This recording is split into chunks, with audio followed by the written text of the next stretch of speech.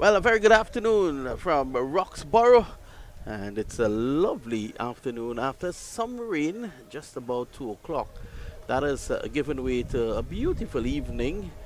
Fans are starting to come into the stadium to take in the action in the TCA, the Tobago Cricket Association Chief Sec T10 tournament at the Sid Gray Sporting Complex. As you can see, it's nestled just under the rainforest and right on the beach.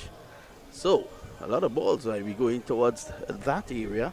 In the beach is the Sid Gray Sporting Complex. Sid Gray, the former Soca warrior, and he will be here with us very shortly as a part of our team. But it's going to be the Fort King George Gunners. They're coming up against the Rainforest Rangers, and so far we've had 2 days of action at Moriah.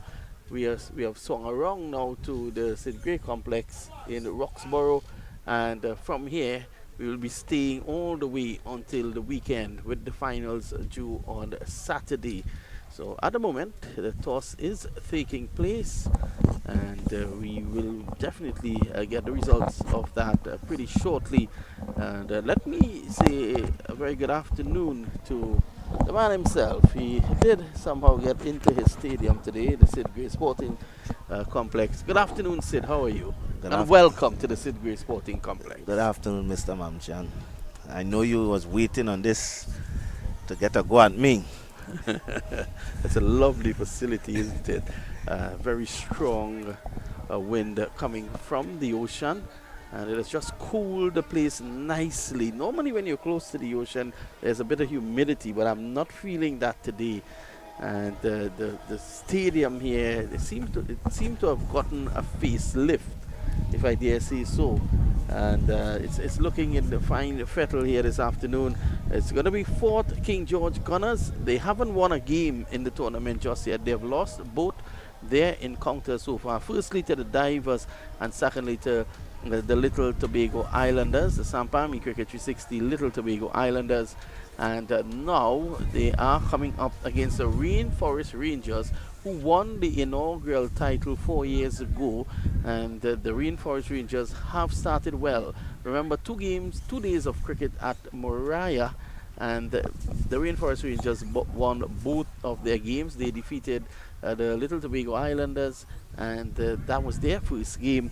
They also they won yesterday against the Divers. So they will be looking to make it 3-3. 4 games, Sid. 4 teams. We have action straight down to Saturday. 6 games for each franchise. The winner at the end of the leader at the end of the round robin phase goes straight into the finals, and then there's a second and a third place playoff. The second team plays the third to determine who goes into the final. Just have a look. Let's have a look at the teams. The Rainforest Rangers, they will start with their captain Navin Stewart, Ansel Ned, Kevin Samuel, Kyle Ross, Dwayne Murray, Kerry Cordner, Jason Mohammed, Christopher Vincent, Cephas Cooper, Tishon Castro, and Rayon Williams. The 12th man is Johnny Allen, 13th man Michael James, and the 14th Josh Telemack. As I turn you over now to Sid Gray, who has with him the Fort King George Gunners squad. We have Kishan Dillon here, Shaquille Johnson, Shaquille Duncan again, Joshua James, DVL Thomas, Kellon Lynch, Joel Boyce, Dexter Sween, Navin Bedesi, Sharon Lewis, and Shaman Hooper. And the 12th man today is Michael Ramdas. The other one is Otto James. Did you have a look at the track today, Sid? I didn't actually went out to the track today. Well, I did have a look at it. It looks much better than what we had at Moriah. At Moriah, the pitch at times played up and down. This pitch is not the fastest in the world, but I think you will still, it's early days. This is the first day of action here at Roxborough. So the ball is going to come onto the bat, and this is what batsmen like. This is what the crowd likes as well. They can play their shots, they can get value for their shots. And this is something that I think we are all looking forward to. As they say, this game is skewed towards the batsmen. And Sid Gray, that is something that we will particularly enjoy. So at the moment, we're just waiting for the players to go out there. Taking a first strike will be the Rainforest Rangers and the King George, Fort George Gunners. They are going to field first. And the lights are already coming on. Remember that today it's a delayed start because of that 2 o'clock rain. And then coming into Roxborough, there was a massive traffic pileup that prevented some of the players from coming on time from the capital Scarborough because a cement truck, I think, overturned. And if you know Tobago, that's the lone road from the town to here. They were able to get up and come. Get it out of the way, and they were able to come through. So at the moment, we are just awaiting the action, looking out there. Not much yet to do. The umpires haven't gone out as yet. Probably just given. I think Sid Gray has some information. In 5 minutes' time, the game will be started. They say at 22. Okay, so there was a change to the start time yet again. So it's 20 minutes to, probably gives us a good time to take a short break. We'll be right back.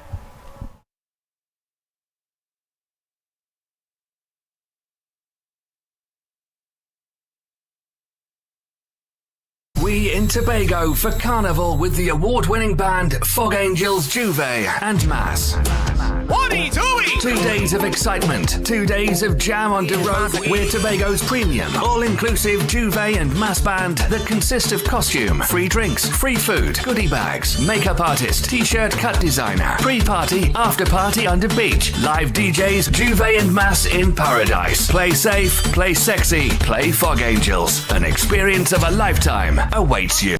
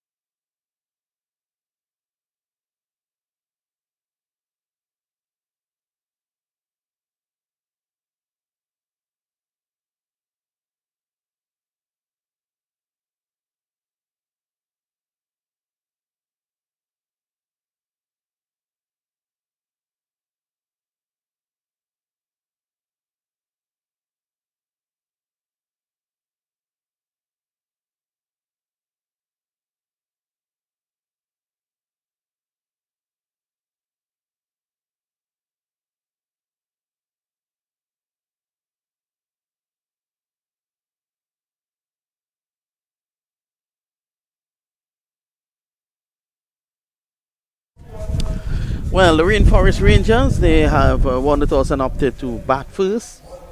They are leading the standings at the moment with 4 points from their 2 games, and they will be looking to stretch that lead this afternoon. If you look out there, the weather is fantastic, and I'm sure we're going to have a proper game of cricket here this afternoon. It's going to be Dexter Sween as he leads the men out there today, and Fort King George will know that this is their last game of the first round of preliminary play. The second round of matches begins tomorrow. They'll have a total of 6 games. They've lost 2. So if they lose here today, it'll mean that they would not have picked up a win in the first round of the preliminary round play. And that'll put them on the back foot a bit going further into the tournament, as we are about to get the action going.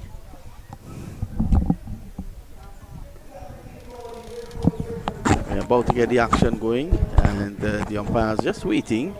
It's going to be Sharon Lewis who is going to mark his run up. Whether or not he takes the first over, we wait to see. And there in your frame, you can see Christopher Vincent, 61 in the opening game, 21 in the second game yesterday.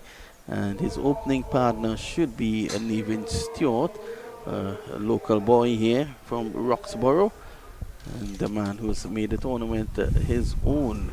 He got 44 in the opening match and 46, I believe, in game number 2. So he has been in good form. There's our match referee, and also he's acting as the third umpire.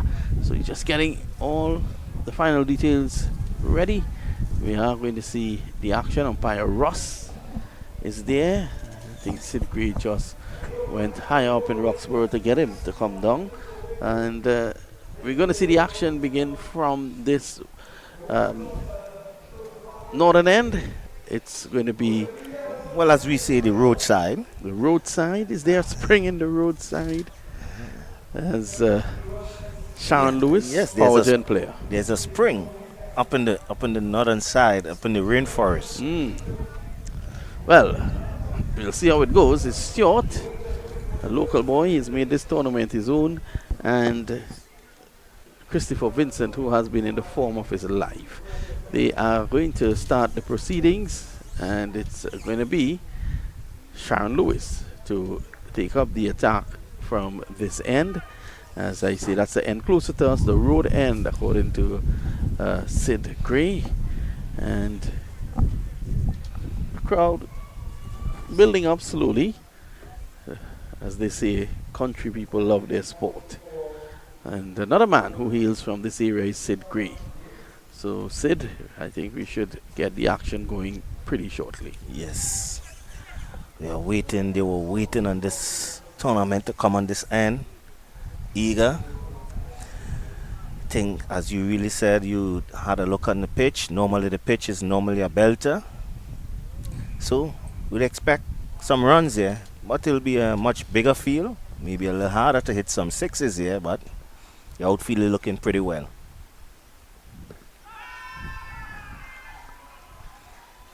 First delivery into the pads, following him, Shannon Lewis.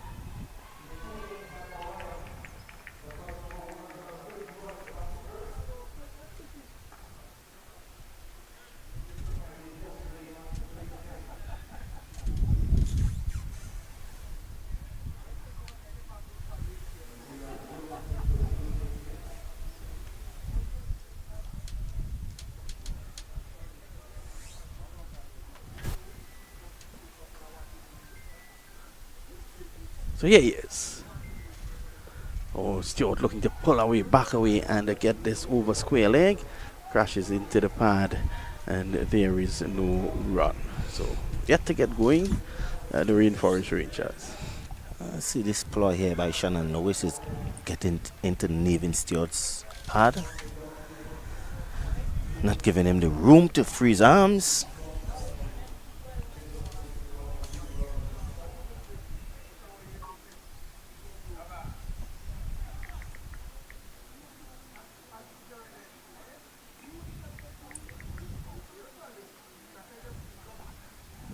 Sammy's backing away, Stewart, and flicking this one down behind square. Gets going, so that's one. The fielder down behind square making good run. Ground, sorry.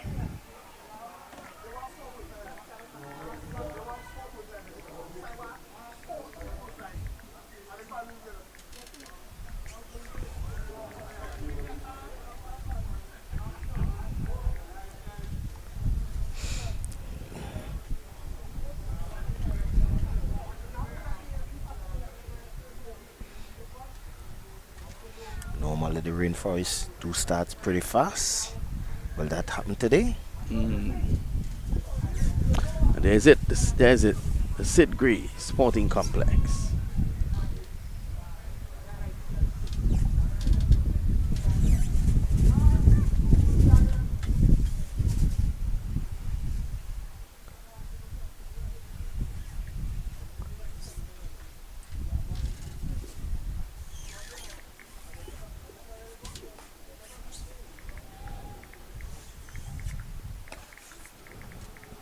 And Vincent is away.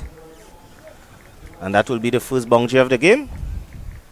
Vincent has been in a tremendous form. Slash is now one over cover point for 4. And that's the beauty of left-right combination. What he could have got away with the right-hander, didn't get away with the left-hander. Yeah, Vincent and Stewart has been the most destructive opening pair in the tournament so far.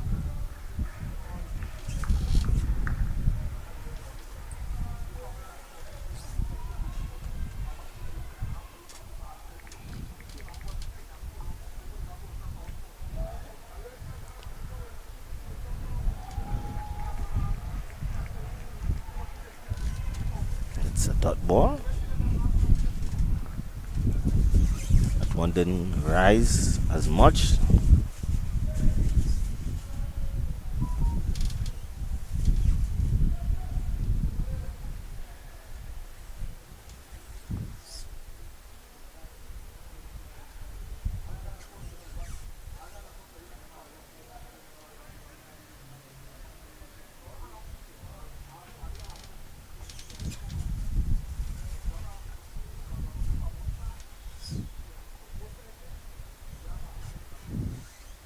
Driving and missing outside the off stump, but it's signaled wide. Let's have a look at that again. That to me was a bit close. Oh, I think the umpire was right in that. On that occasion there, Stuart. Sorry, Sid.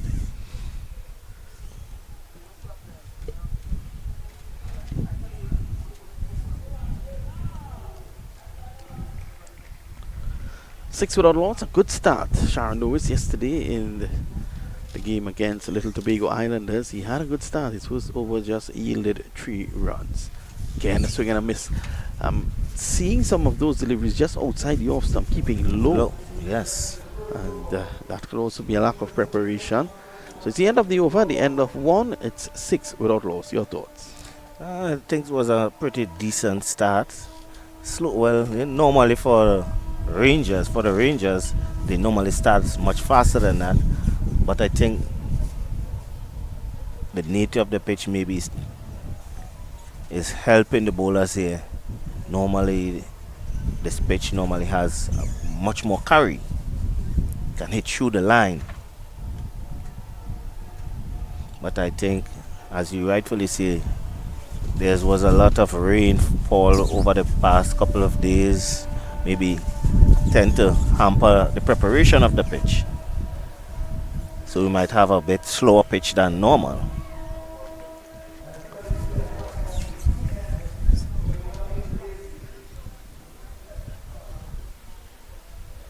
Stewart is taking his card again. And he's going to face from the leg spinner Navin Bidesi. And Bidesi has to be on point here. That's a short boundary on that side of the ground. And we've seen in the past Stewart dump many balls into the sea. He's down the track, driving. Beautiful shot for 4. Just over pitch there. Well, he actually advanced. So you can't blame Bidesi. Stewart advanced and made it into an overpitch delivery. Nice shot there by Stewart. A lot of his supporters, as you can see, a beautiful shot of the ocean. What's the name of that beach there? That's the beach right outside there. We call it Carapace Beach. Carapace Bay. Okay, nice. Yeah, here's his back. Stewart noodles it around the corner. Good response there from Vincent. But the moment Stewart played the shot, Vincent was up already for the run. He could have shook hands with Stewart. Maybe Vincent is licking his chops to get on the other side. He said, "Give me some of this."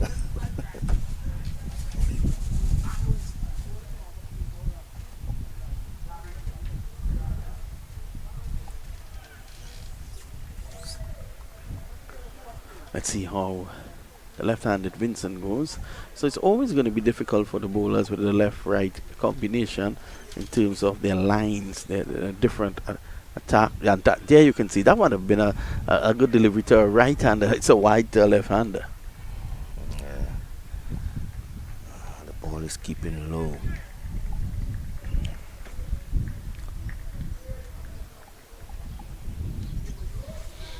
A lot of colors out there. The umpires are very colorful. But they see he struck on the pad outside the leg stump. Again, the ball keeping very low. Very low. So, I think what we would have thought with the ball coming onto the bat, it may not be the case as we suggested. I know that there was rain about, so there may be some moisture.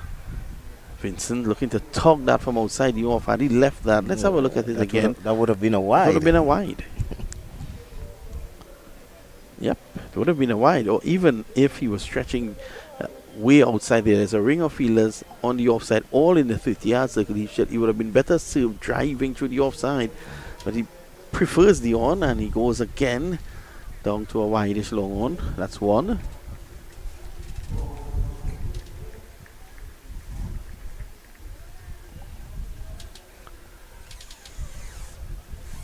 So 13 without loss at the moment. You would think that the team batting first has the advantage because this pitch could only get lower and slower as the night progresses. With this season, the Stewart is driving over the top, and it goes crashing in to the side screen. One bounce. That's four. Just clearing that front leg there, Sid, to be able to access the offside. Yes, that one was slow and short, and he just climbed into that one and hit that one over long off a four. I think later in the night it could be different with the dew coming in. The ball could be sliding on, could be much better for the batsman. But even if it slides on, it will continue to keep low, and that's the problem. Well, as is customary with Stewart and Vincent, once they are there together after the two mandatory power play overs, they always take the floating power play. Yes. Immediately, which to me makes a lot of sense because they have been the two main guys for the Rainforest Rangers in terms of the run scoring. Yes, he's not leaving it for no one else. Let us take it. We are here. Let's take it and go. And they've been in good form. Both gentlemen have been in good form. I think that's a good ploy. They are forcing the team to at least bowl one of their best bowlers out early.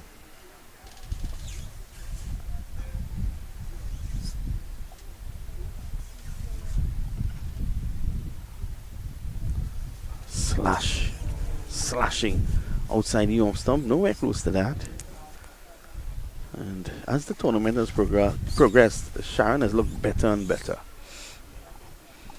Yes, the first day he wasn't looking at Shannon Lewis at all.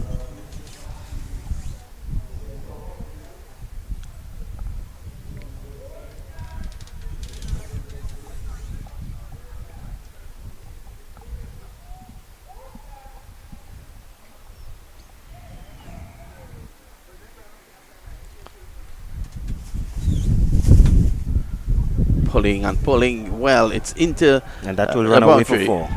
Into the boundary for four.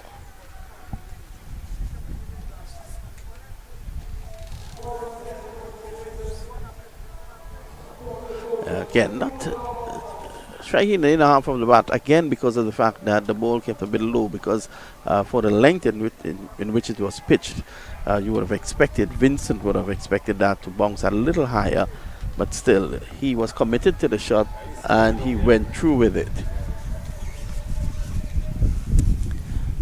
But for all that rainfall, the outfield is still playing a bit fast. Yeah, the outfield is quick. I don't know what the weather pattern has been prior to today up here in Roxborough. You would know better than me. You're a local boy. That's a wide. So if there wasn't a lot of rain, then the water level here would be low. And it would allow for quick drainage in the event that the rain, comes down. Well, as it did yesterday. It had some rain over the weekend as well, so I know for sure. But for the past few weeks, it was a dry season, very dry season, and we're now getting some rain, so the drainage will be good for now.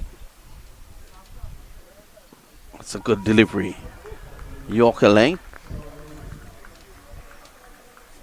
It's a good Yorker.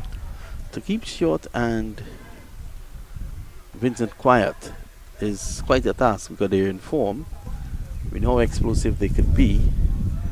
So kudos to Sean Lewis. His 9 deliveries so far said has yielded only 11 runs.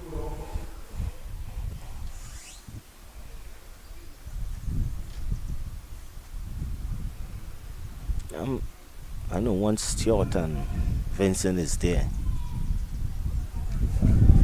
Again, going full and wide.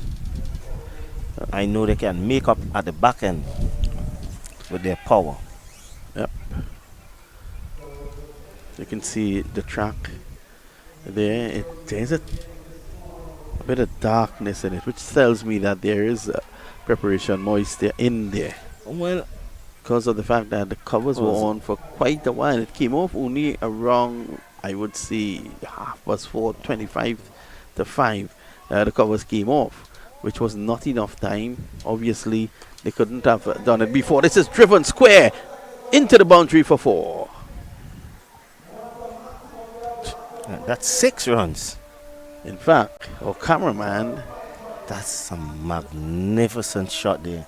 yes, our cameraman was going up into the mountains. Square drive for 6. And by no means, this is a pretty decent sized ground. Yeah. Well, he was able to use the piece. He slashed hard at it. That's the first 6 of this game. I remember the Rainforest Rangers in the very first edition of this tournament. They played unbeaten. Even Stewart was the captain. He picked a number from the 19 players. They won the title. They played unbeaten for the entire tournament. Driving runs here. There is protection though on the point boundary. And all they can get is 1. Brings the over to an end. And at the end of 3 overs, it's 31 without loss. Let's take a short break.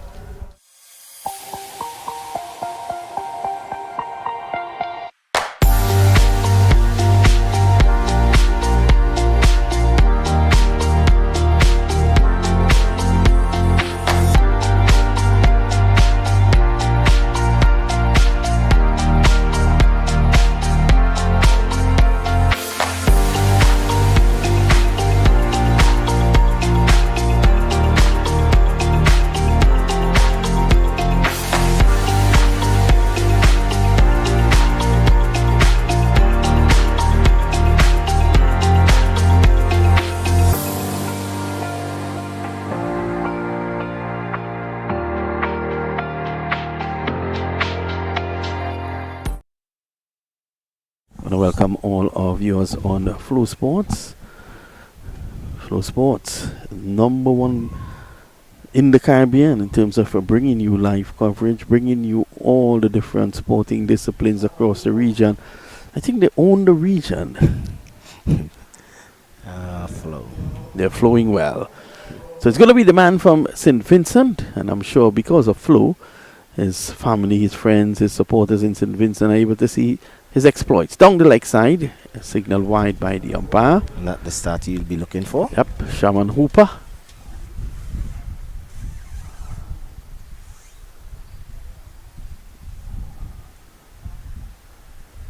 Oh, he's going. That's a big hit.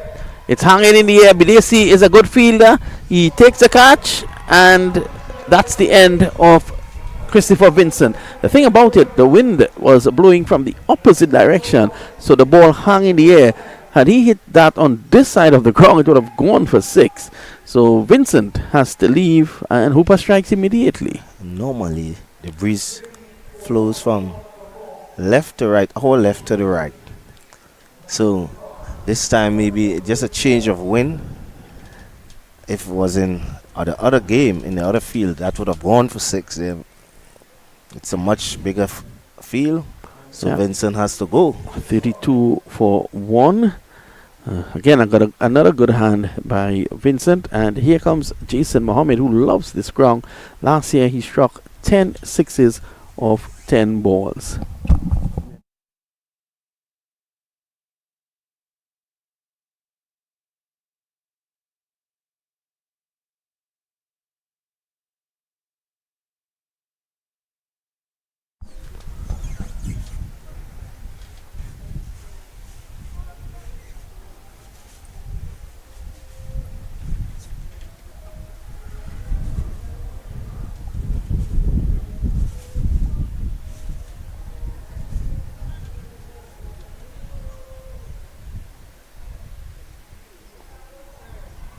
So it's going to be Mohammed, former West Indies player.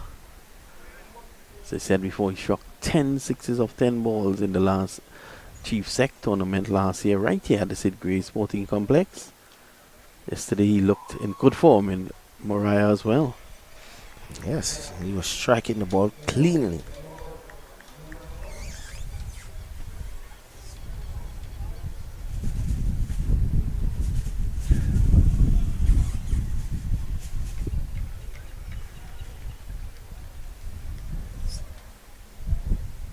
That is getting a bit of turn.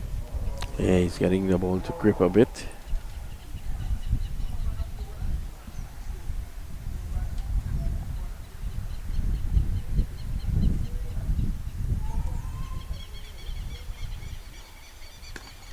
Driving down the ground.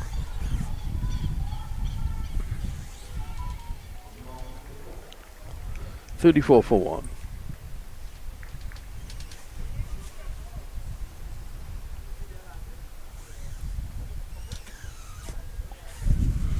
Typical Jason Mohammed, he can rotate the strike at will. So he will take his time, just play himself in. He knows that he could afford to do that because of the fact that Stewart will do the heavy lifting.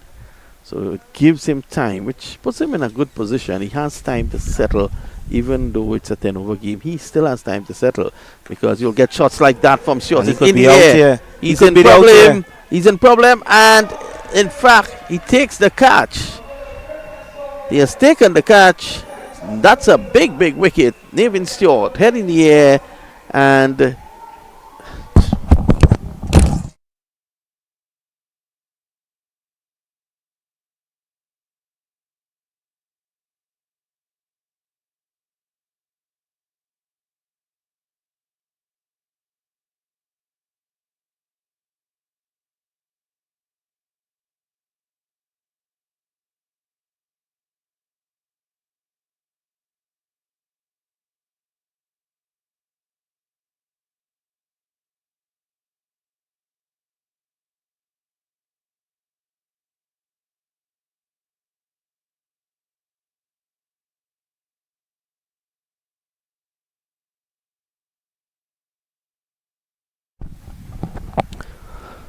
so 2 big wickets in that over from Hooper. I think he would have done his night's work there, Sid. Yes. 2 big wickets in 1 over. 2 openers are gone. Good catch there by Joshua James.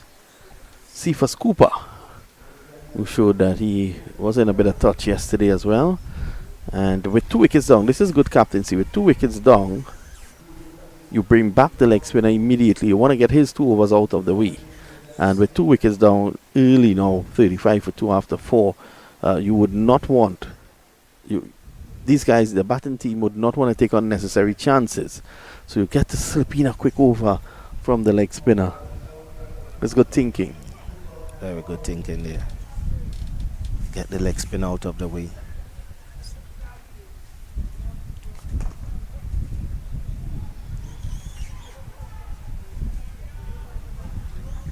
Ken, Mohammed plays in the way Mohammed knows best at the start. Just knocking it around.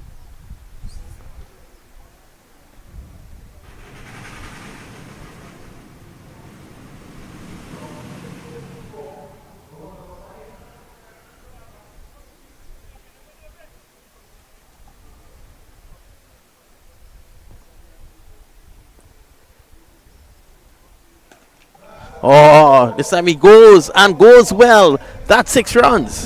Very flat. Well. That was a gift for the first ball here, Mr. Mamchan. Yeah, you would love that gift any day. Any day. Not only at Christmas time. That's 6 runs. Super Cooper has gotten an early Christmas gift. Christmas gift in June.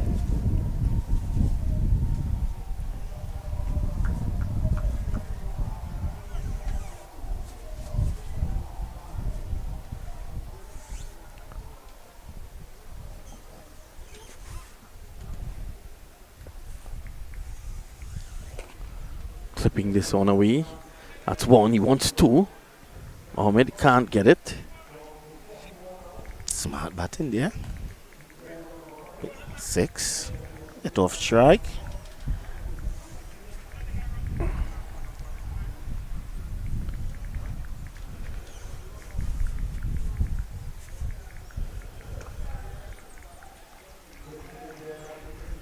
Precious. Dot ball here, Mr. Mamchan. It's golden. Huh? A dot ball is like a wicket in a T10 match.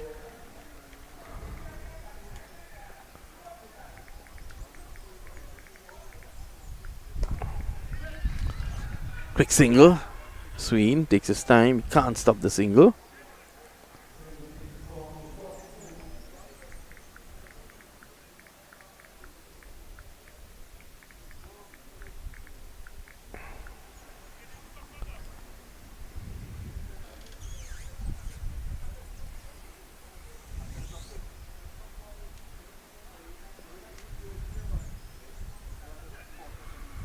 Sweeping down the leg side. A bit of a misfield. And as the old adage goes, you don't run on a misfield. So still a lot of batting power in the Rainforest camp. End of the over, the end of 5. We take a short break with the score 45-2. We in Tobago for Carnival with the award-winning band Fog Angels, Juve and Mass. What are you doing? 2 days of excitement, 2 days of jam on the road. We're Tobago's premium, all-inclusive Juve and Mass band that consist of costume, free drinks, free food, goodie bags, makeup artist, t-shirt cut designer, pre-party, after-party under beach, live DJs, Juve and Mass in paradise. Play safe, play sexy, play Fog Angels. An experience of a lifetime awaits you.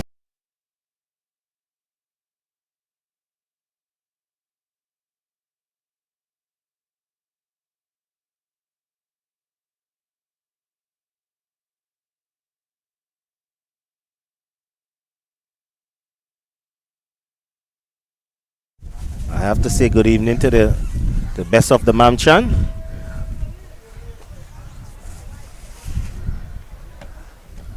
Good afternoon to all our viewers live here, and good afternoon to you, Sid. Good start for the Rainforest Rangers.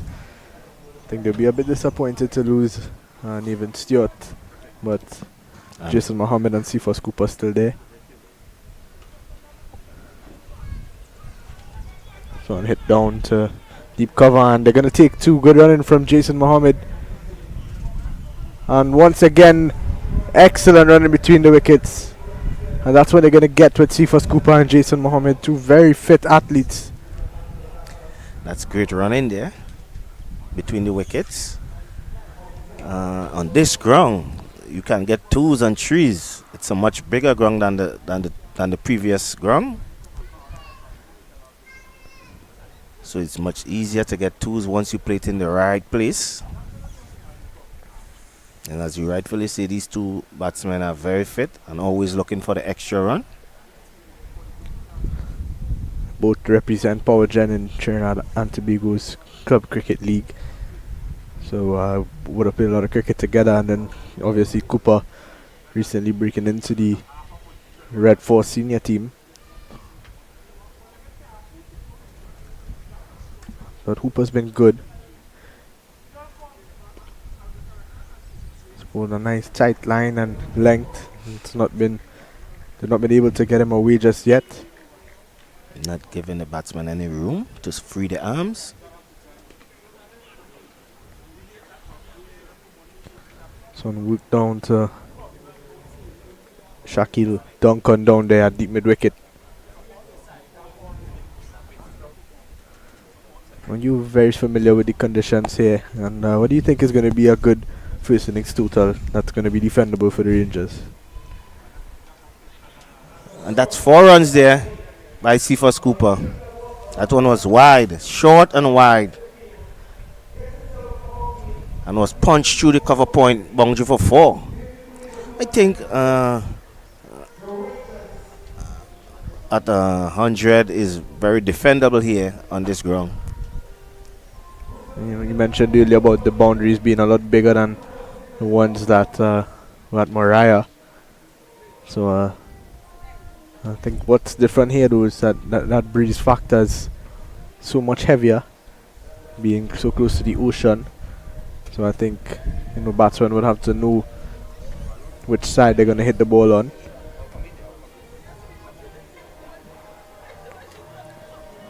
Target the shorter side or target the side that the breeze is going towards.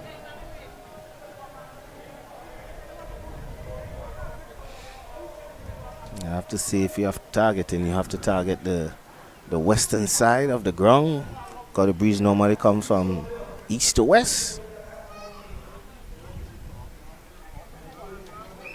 It's going to be Keyshawn Dillon. Skipper, he's in for his first over of this encounter. Usually bowls in the first 3 or 4 overs. He's in late today. And this will be the right end for Dillon, where the breeze is going with his style of bowling. He normally teals into the right hand, and the breeze will help him as well with his bowling here. See how he goes. He starts to Mohammed and in the air. High in the air. Hooper's underneath it. It's going away from him, and what a catch from Shamon Hooper. And he seems to have injured himself in the process, but that is a big, big wicket. Jason Mohammed goes. That's a great catch there. I think he has really hurt himself there. Mohammed will be very disappointed with that. Thought he get hold of that. Just didn't get hold of it. They need to understand it's a much bigger ground.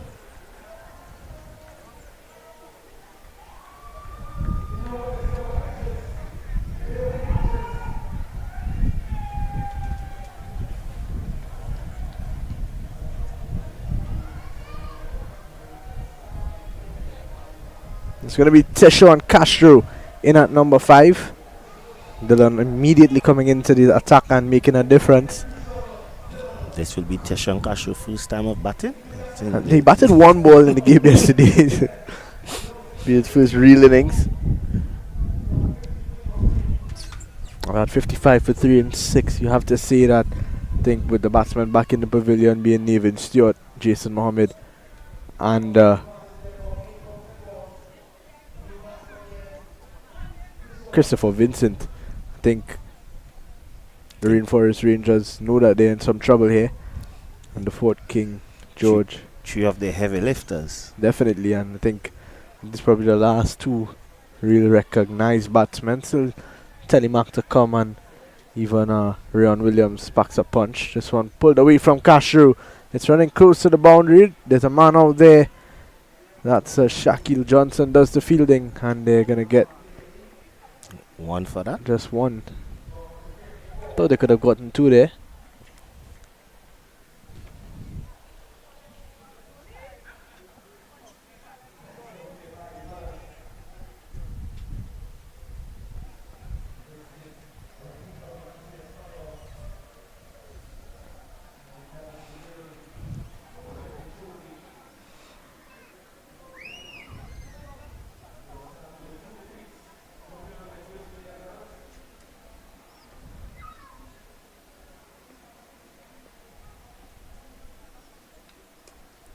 Cooper swiping at this one a bit. Work for Johnson down at that fine leg boundary again. This time they get 2. Good running between the wickets. Yes, this time it's much better running there.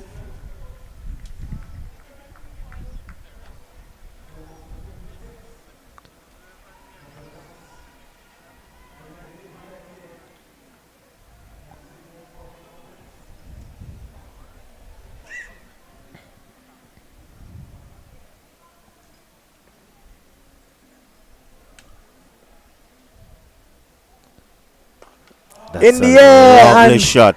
Joshua James is just a mere spectator. That's a huge hit from Cephas Cooper. That's a lovely shot there.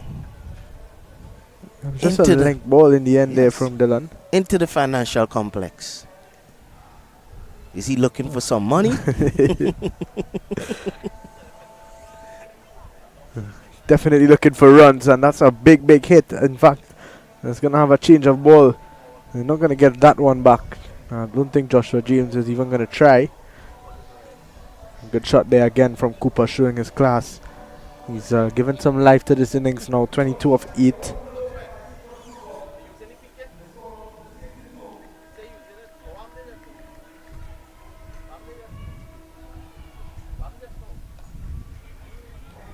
This time a single. In fact, Cooper looking for 2, but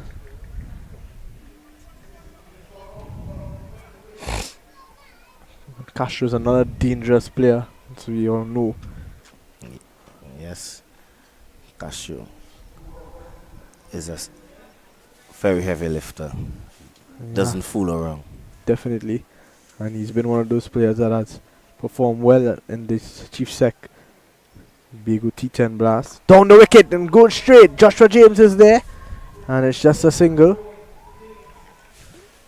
And you can see the intent from Castro. So that is going to bring us to the end of over number 7. It's 66 for 3.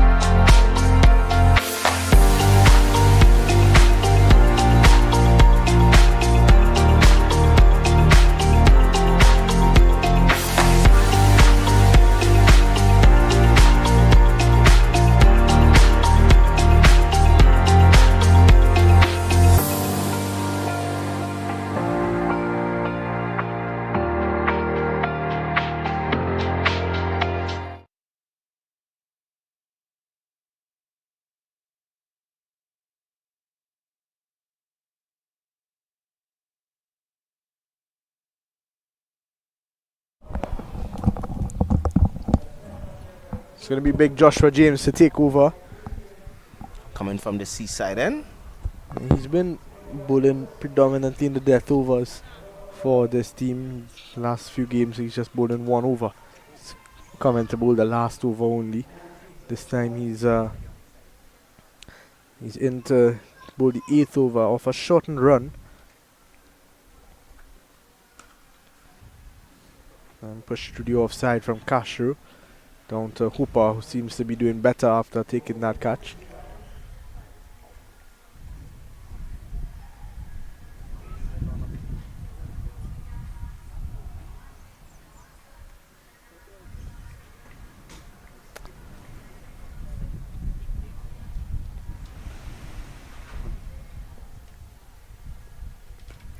A ball from James, not giving Cooper any room.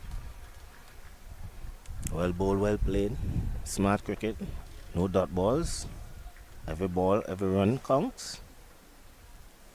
And I think at this stage, the Joshua James and his boys would just be looking to limit the amount of boundaries towards the end of this innings. Castro down the wicket and he's bowled him! Castro goes and Joshua James strikes.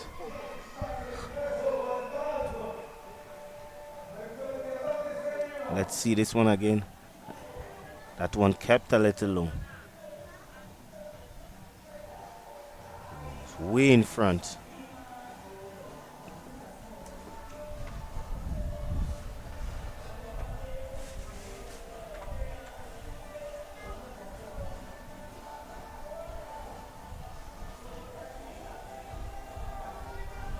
It looks like it's going to be the St. Vincent international Ryan Williams. He's in at number 6.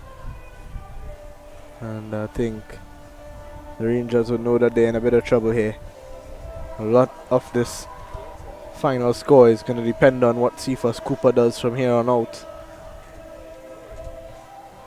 Needs to just give them a good finish. Williams in for his first game of this edition of the Chief Secretary BAGO T10 Blast. Not played the last game.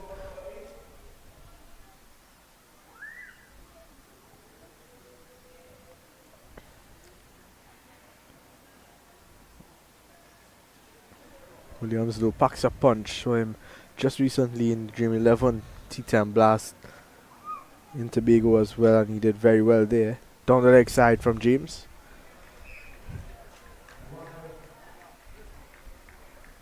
I think James will be disappointed there.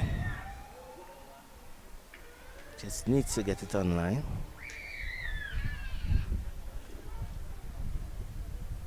Pretty good over so far.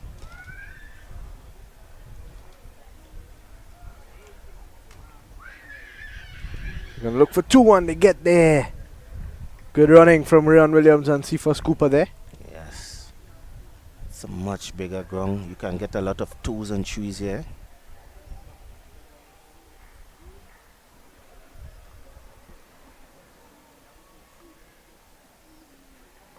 Good delivery from James. Pace off.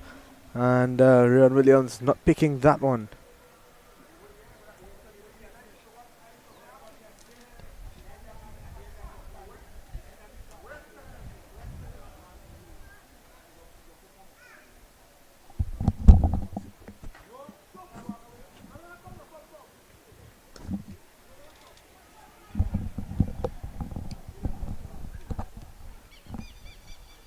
So that is going to bring us to the end of over number 8. The Rainforest Rangers are 70 for 4.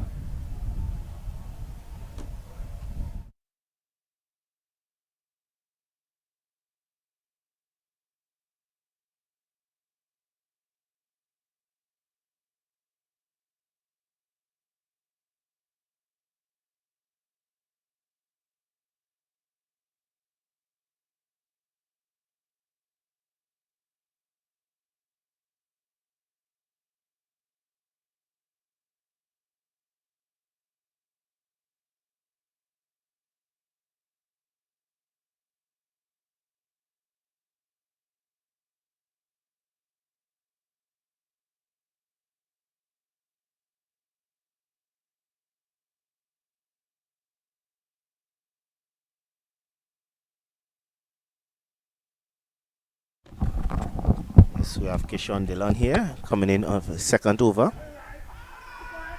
I think that one will be sliding down the leg side.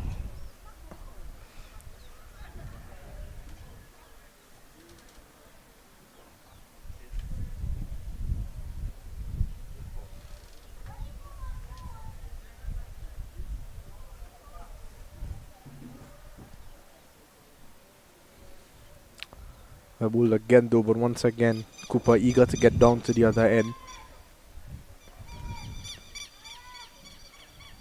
Pulling away and work. No way that Shaquille Johnson's going to catch that one. It goes for 4. And that one was just 2 meters away from Shaquille Johnson. That was well hit there by Cooper. A lot of power in that one. Yes. Didn't have a chance.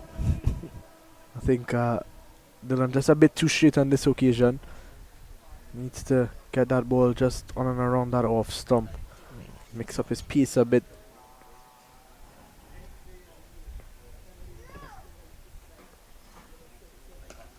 And that's going a country mile 6 more. Cephas Cooper, you beauty. That's a massive hit there.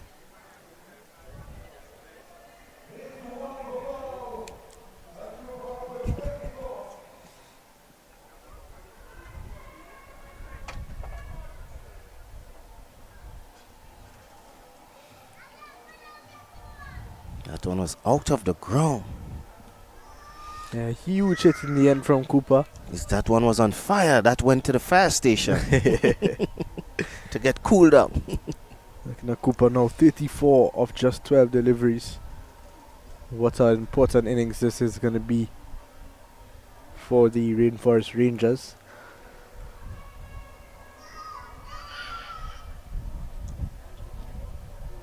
It's like to see a couple good afternoons to folks locked in at home. Afternoon to my grandfather who's looking on back in Trinidad. I'm seeing a real gem of an innings from Cephas Cooper here. And that's a wide. That will be 5 wides. Wow.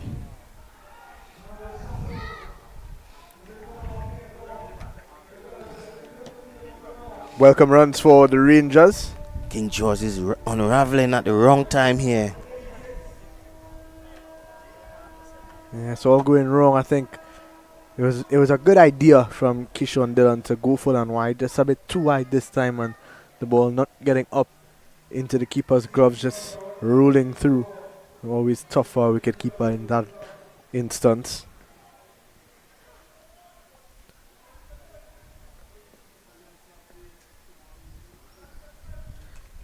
Slash done.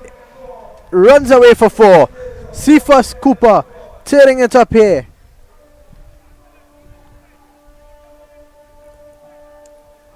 Slashing.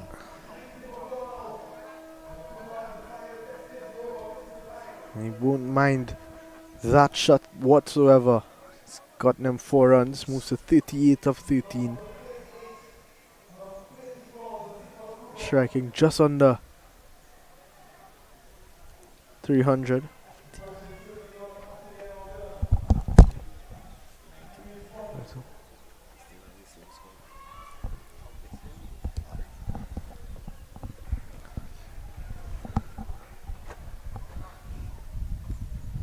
Here's Dillon again, expensive in this over.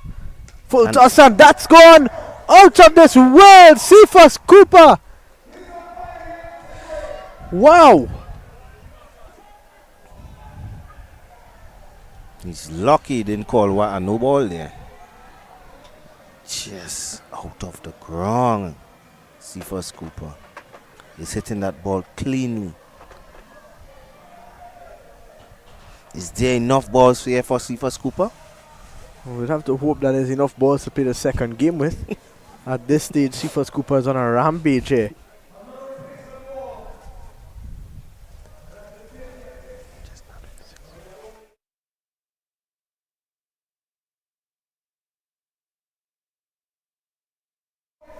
Six.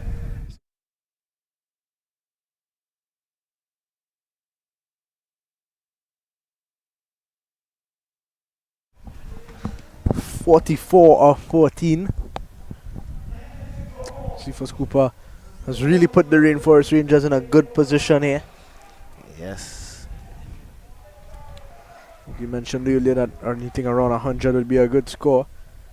And that's a wide delivery again. Dillon would just want to get out of this over. I can understand. Try to slow a ball, but he just needs to get it on target. 27 runs in this over thus far. Still a delivery to go.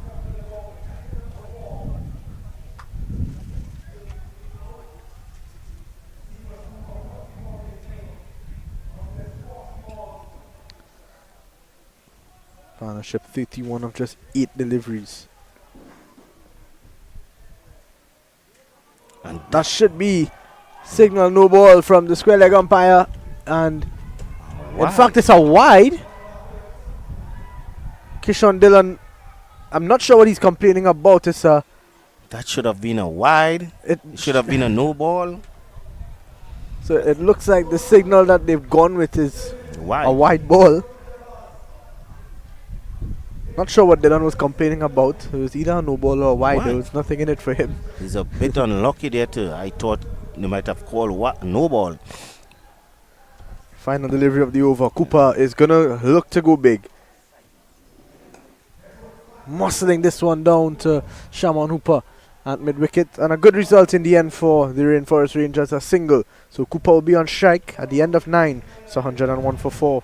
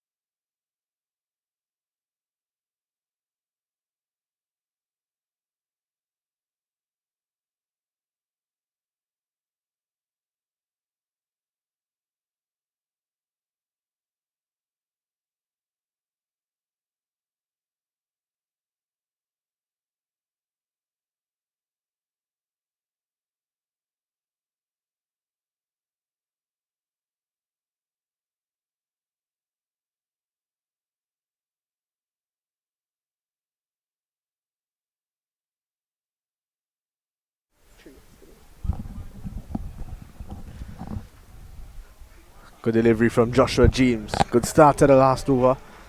Just trying to get that ball out of the hitting arc of Cooper. Yes. Just outside of the off stump. Once you bowl that ball just outside of the off stump at a good length, the ball will not rise. They're keeping low. So I think that's the spot these fast bowlers needs to look at. Well, Cooper in a bit of discomfort here. Good pace on that one from James. Just hitting him around that rib cage area. He's a tough guy, man.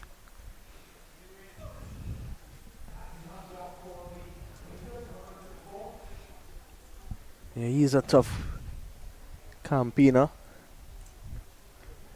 Rayon Williams looking to go on a good run there from Cephas Cooper and Rayon Williams. And the keeper not able to collect cleanly, and Cooper was quick to react. Well, this has been excellent from Joshua James. 1.3 overs, a wicket and just 6 runs. Just needs to finish here with these last 3 balls.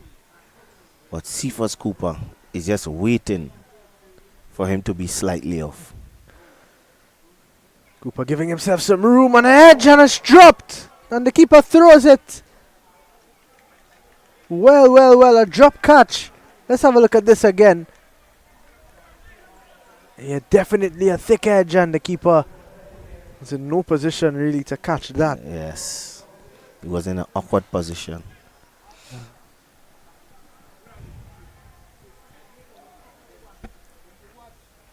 Single in the end though, brings Williams back onto strike. Down the ground, Cooper almost taken out by that one. And Shaquille Duncan does the fielding. Just 1 run. That's a very good over here by Orlando James. Joshua James.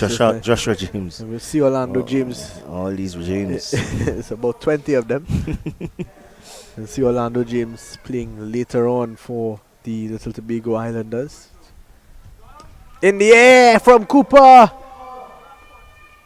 And the catch taken by Shaquille Johnson. So James finishes a wonderful spell at the end of the 10 overs. 105 for 5 after a well played 46 from Cephas Cooper. Is this going to be enough? They have to bowl out of their skin here, because I know the Gunners will try to at least get a win in here today. But I think it is a challenging score. It's a much bigger ground. So I think the Rangers can pull this one off So with their bowling attack. after some brilliant hitting from Cephas Cooper, gets the Rangers to a much more defendable total of 105 for 5. So we're going to take a break, and when we're back, we'll see the reply from the Fort King George Gunners.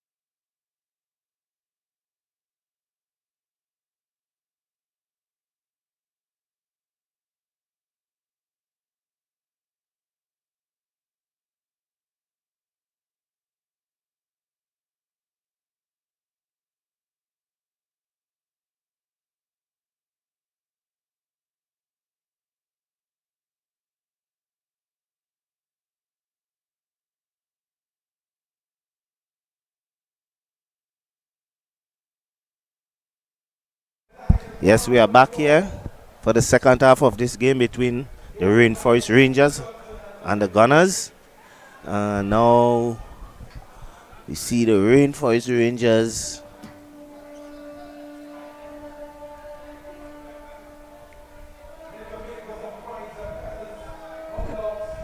will try to defend 103 here.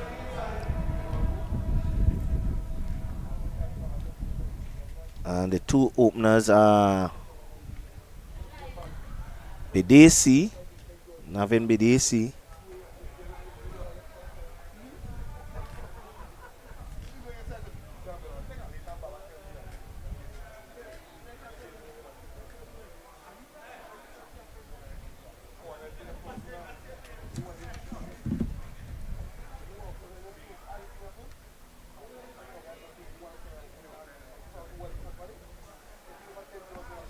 and Akil Johnson.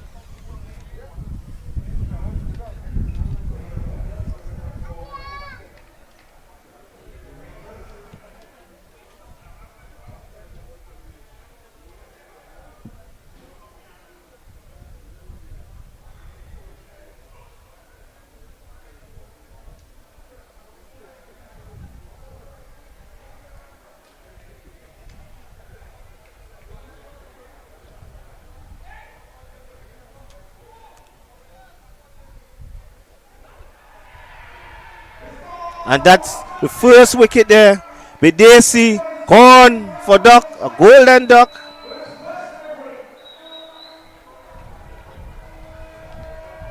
That's a beautiful one. Just outside the off stump. And Bedesi fishing. That one came back in sharp. And what a great catch there by the wicket keeper. That's a great start there by the Rainforest Rangers.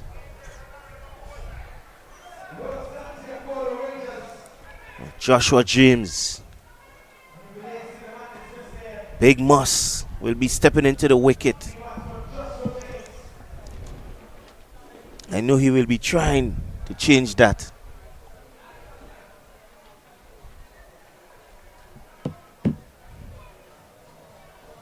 That's a dream start there by the Rainforest Rangers.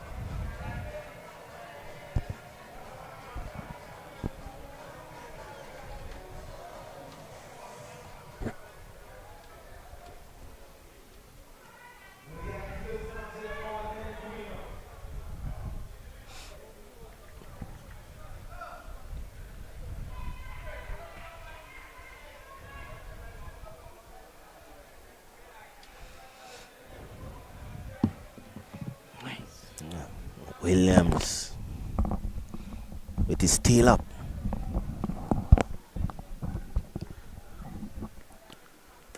Oh, this is down the ground. That's a massive hit. It's coming towards Cow Corner. And it drops right in front of Fluff. And he misfields it. It's a big one. Yes, massive blow. Went straight into the arc of the big Moss. A big man, Moss. Williams will soon learn that you can't pitch up to him.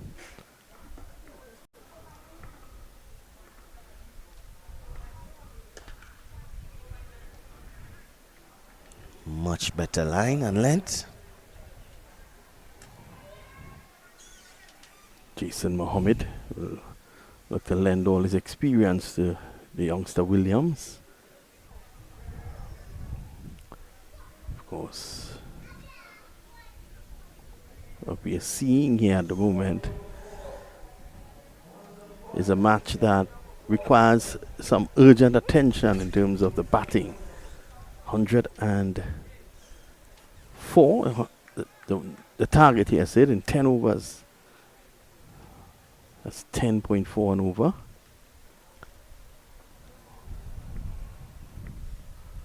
Sammy's back, hits it straight down to, on a bad bounce for the fielder Mohammed. Mohammed was deep at mid-off. And they're able to come back for 3, is it? Yes. Yes, 3. That one nearly took Mohammed head off there. Jason Mohammed. He saw the funny side of it. Yes. Think he has to feel with the helmet.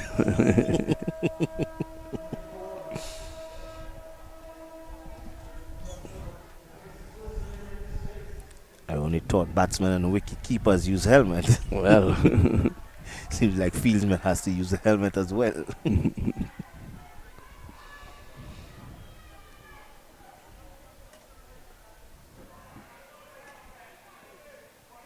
down the leg side, signal wide. It eludes the wicket keeper. It'll go into the boundary. So that'll be 5 runs. Poor piece of wicket keeping there.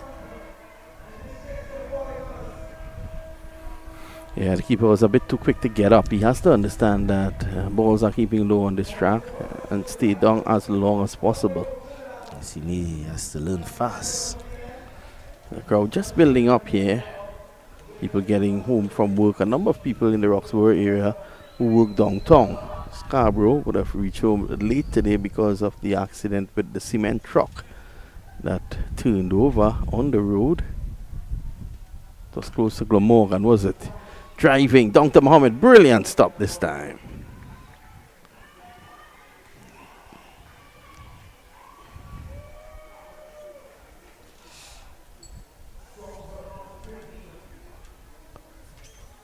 That's a great first over there. Even Stewart giving some advice For the fourth to king. Williams.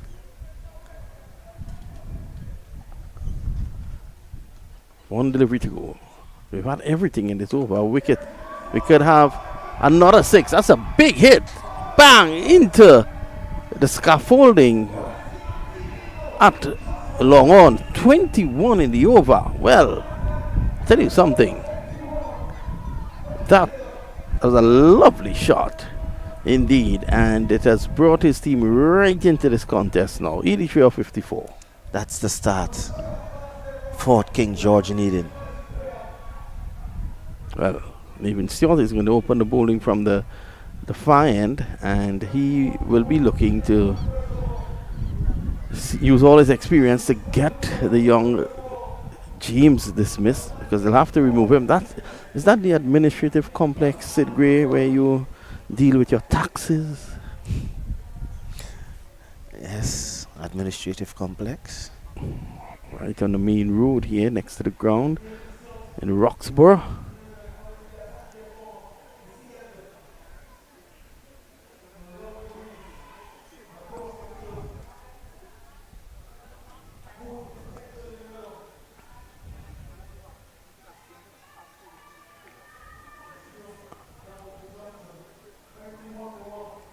Stewart just making some of field adjustments.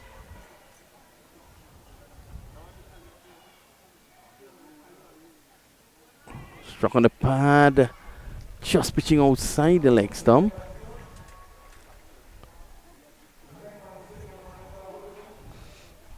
I think the Rainforest Rangers has missed a trick here by not playing young that young left-arm Well, fast bowler. News see- coming to hand is that Telemacher is unavailable today. He has flown to Trinidad to write his exams.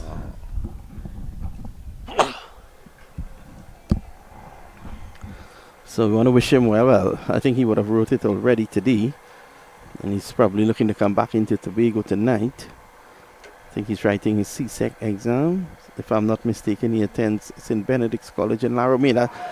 Driving straight down the ground. It was a slow delivery from Stewart, and Demas waited on it.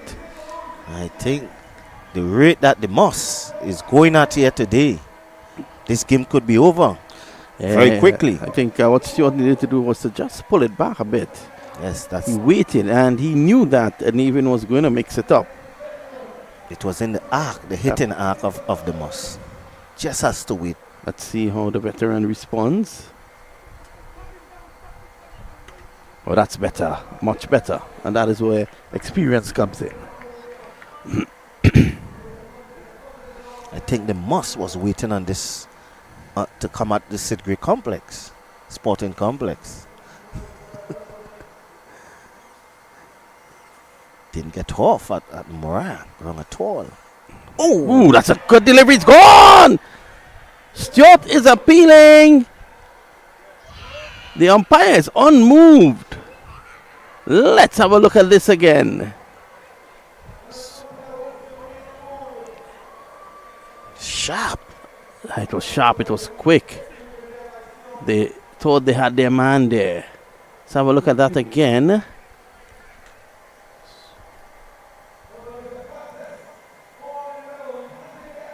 I think off the helmet.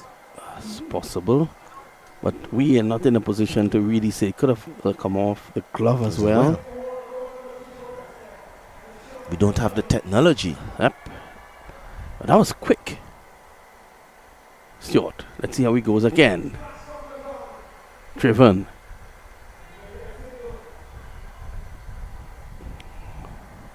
This has been a good over, barring that first delivery. This is Stewart last 4 deliveries has gone for just 1 run. This is a good contest here.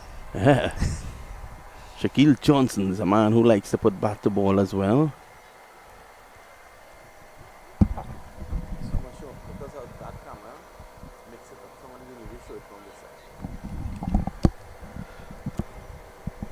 Yes, again, that's a good delivery.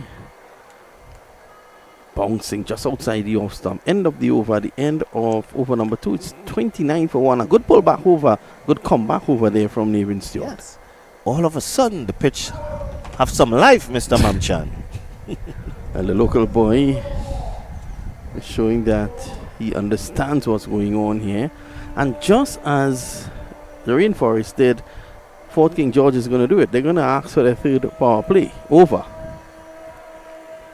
Are they? Well, yes. I don't think... No, that's not the case. It's going to be Christopher Vincent. He's going to take up the attack from our end.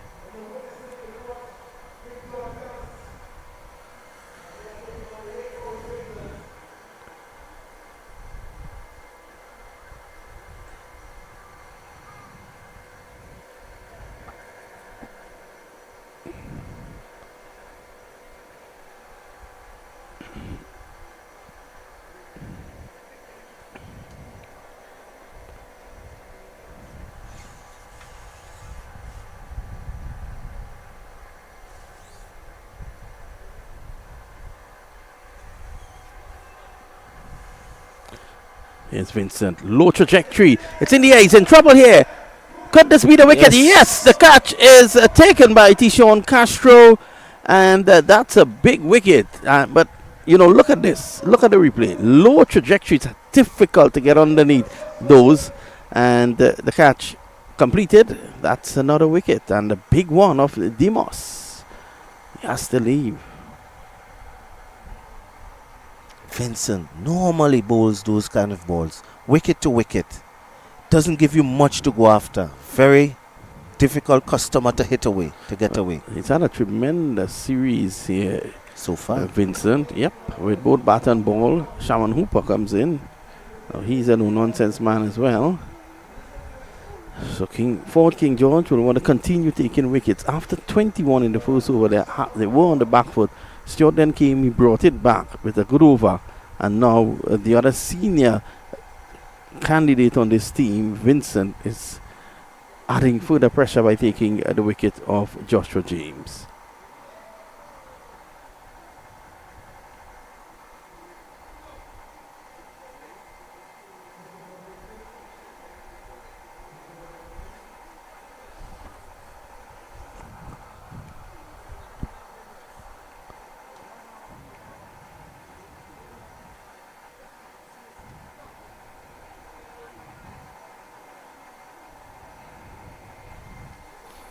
Here he is now. Vincent.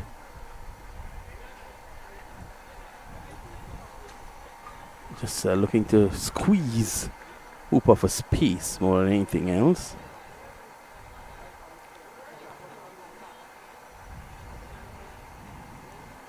Second game coming up tonight. The Divers coming up against the Sampami Cricket 360 Little Tobago Islanders. And news coming to hand is that National Under 19 captain Young James. He struck on the pad. Going down the leg side, I thought. That one will be very close. I thought it was going down the leg side though. Let's see. Goes wide of the crease and darts it in. Oh, that would have missed. Another stump, a fourth stump on the leg side. Vincent knows that. Come on, he's smiling.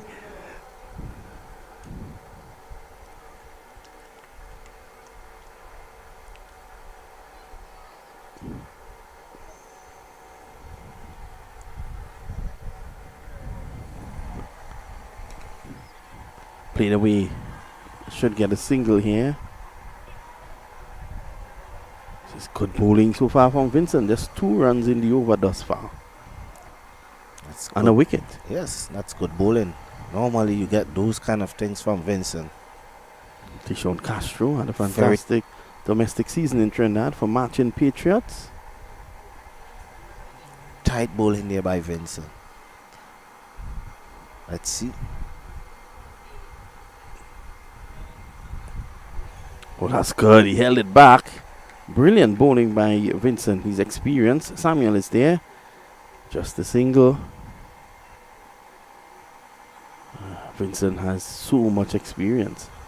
Vincent and Nevin Stewart and Ansel Ned, all 3 playing for the Rainforest Rangers. They played for Exchange Sports in Trinidad during the domestic premiership and won the title for them. Oh, knocked down there by Stewart. This could be trouble here. And there's a chance to run out.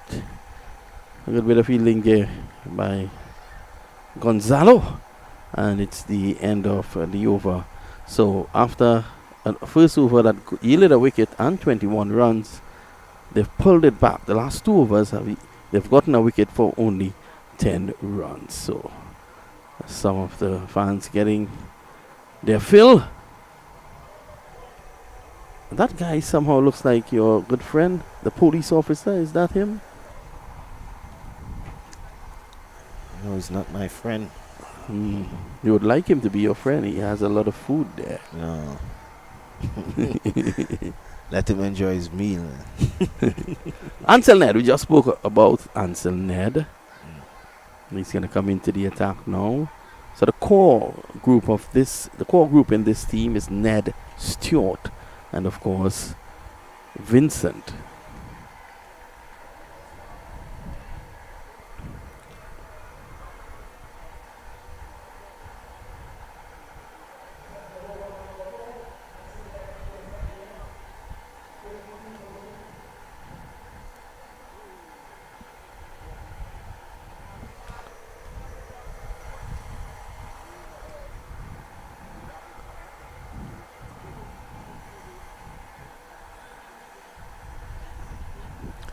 .72 from 41, and every dot ball is so precious at this point in time.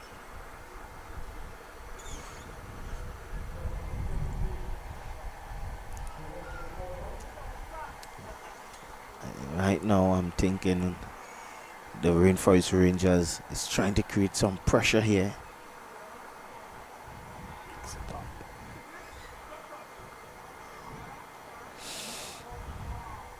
Net from the far end. Oh, swing and a miss.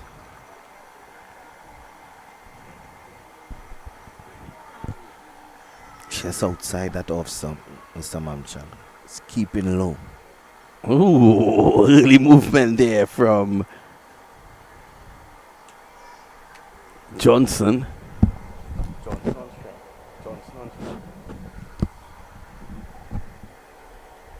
Put him off a bit, but Ned was not going to have anything to do with that. Pulled out. That's 1. And they go back for 2. I thought the fielder was a bit slow at low off. Still, the skipper is asking him what really transpired. Yes.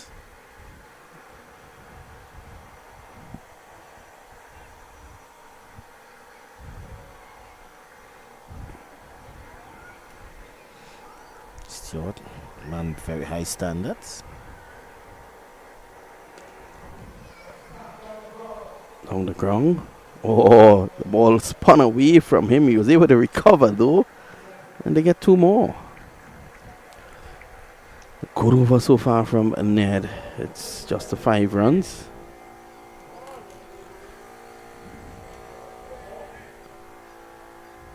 So it's cricket here for the entire week. Today is Monday. There's 6 days of cricket here. Oh, that's intelligent bowling. He saw Shaquille Johnson advance and he pushed it wide. And when you push it wide like that, you lose control and power. End of over number 4. At the end of 4, the score is 38 for 2.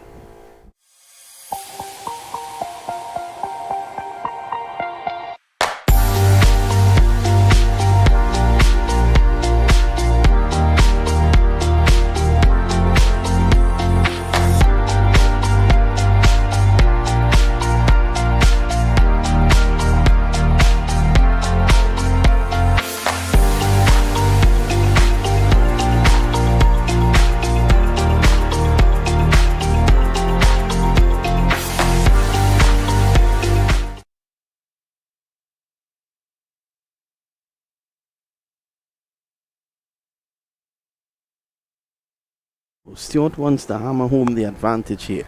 His last over just scored 7 runs. He knows that if he can get Hooper or Johnson dismissed here, it'll push them really further back. 66 in 6. It's 11 runs and over, which is gettable in T10 cricket.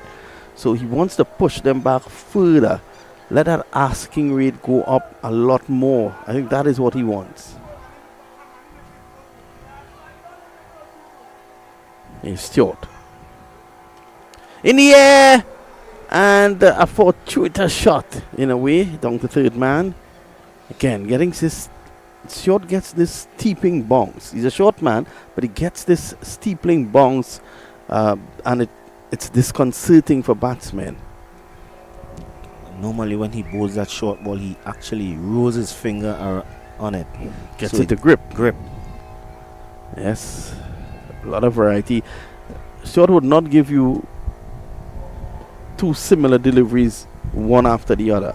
And this is what the youngsters who are looking on at the cricket should realize in the shorter version, the T20, the T10.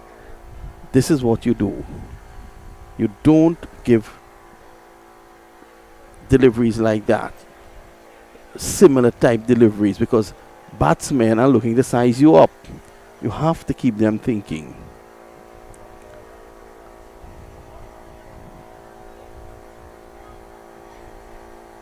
So he's going to go round the wicket.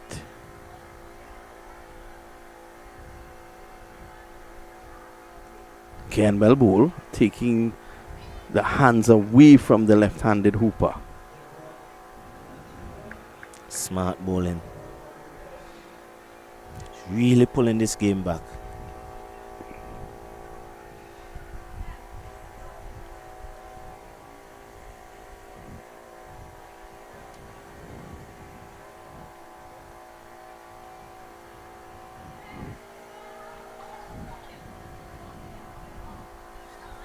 It's short again. Ooh, that delivery again making height.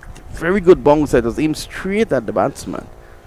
There was no way he could have gotten under it to ramp it or anything like that, or to even slash it to third man. It was right over the stumps. These batsmen know a bounce or 2 will come at them. But they are so good into the batsmen. And look at that, back of a leg. You're not going to get cinnamon. Oh, poor effort down there by the experienced Ned. He dove all over that and allowed it to slip through. Just 11 so far, given from his bowling, Nathan Stewart.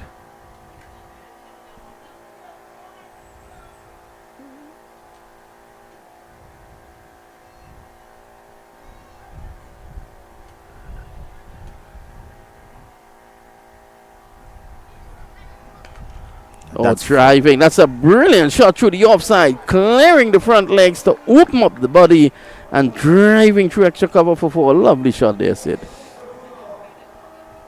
That's a great shot. Off the back foot. Let's see the response. There's Orlando James. He will be playing for his team, the Sampami Cricket 360 Little Tobago Islanders, next. This time it's clipped away, down behind square, and they're going to come back for 2.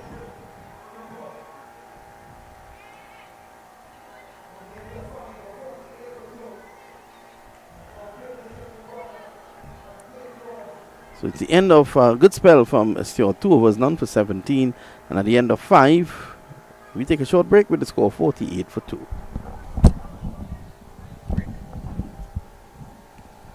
We in Tobago for Carnival with the award-winning band Fog Angels, Juve and Mass.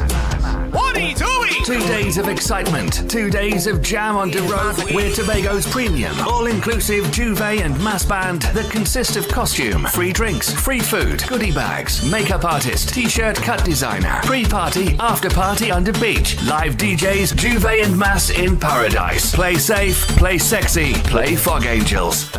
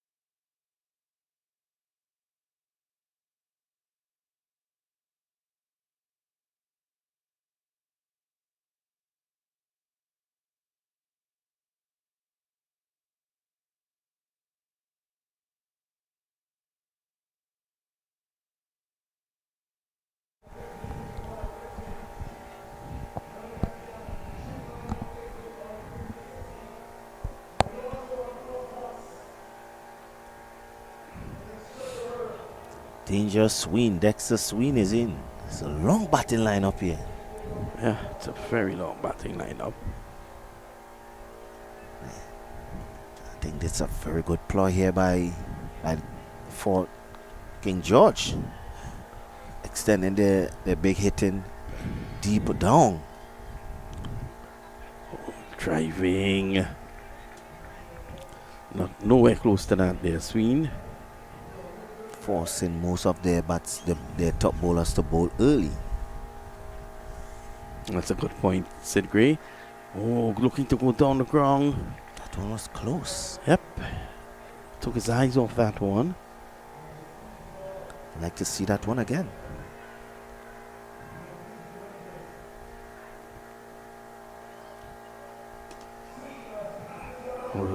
Flat bats this down to long on for 4. What a shot. He's a big man. And he hits them, they stay hit. Look at this. Bang. No one move. Not even a nuts man.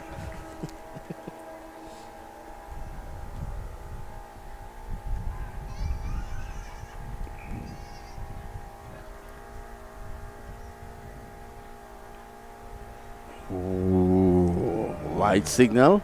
Let's have a look at that again, because I thought that was very close.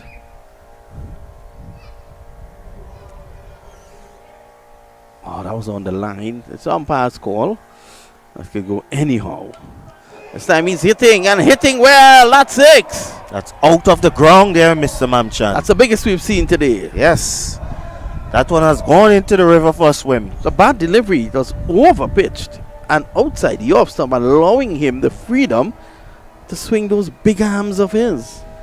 Yes, Mr. Mamchan. I think if there's anything in that river, it will be killed.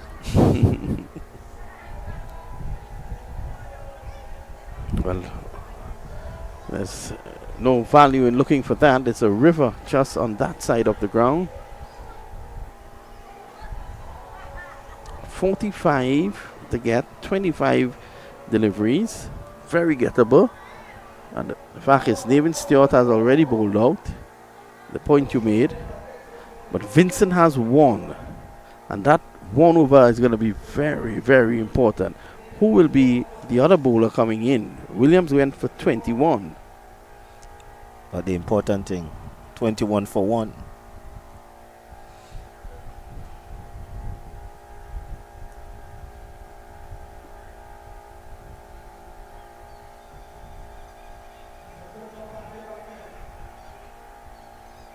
Oh, there's an appeal.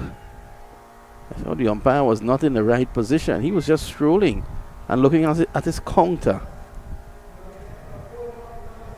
60 at the end of over number 6. Let's have a look at this. Sween. Quick work by the wicketkeeper. Brilliant work. Look where the umpire is. He's actually not in a position to adjudicate. Let's see if he was in the crease. As we take another look, Imran Khan and Lionel Simmons. I think he might have gotten home. Yeah. Imran and Lendl will be in action next.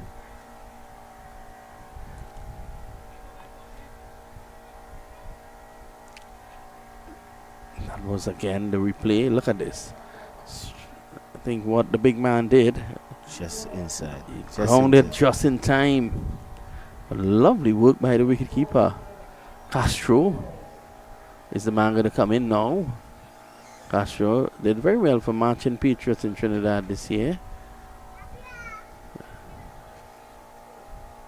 This time it's just slugged away down through mid-wicket. Making quick ground is Vincent.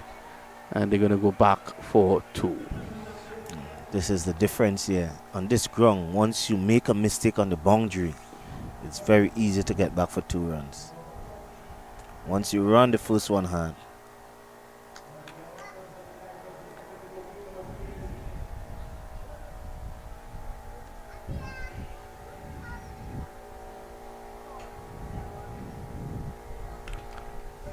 Ken Stewart taking the pace of that. That was hot. he's still down.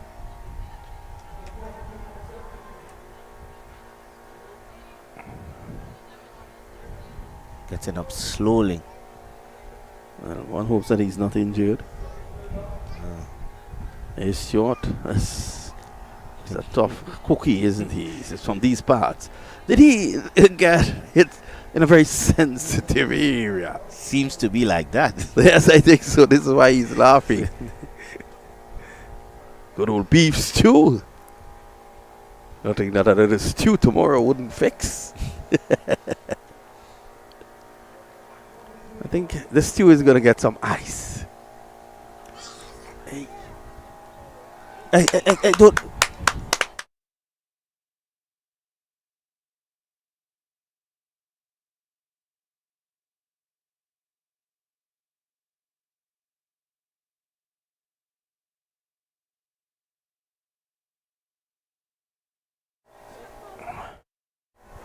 $63 for 3. This is over number 7.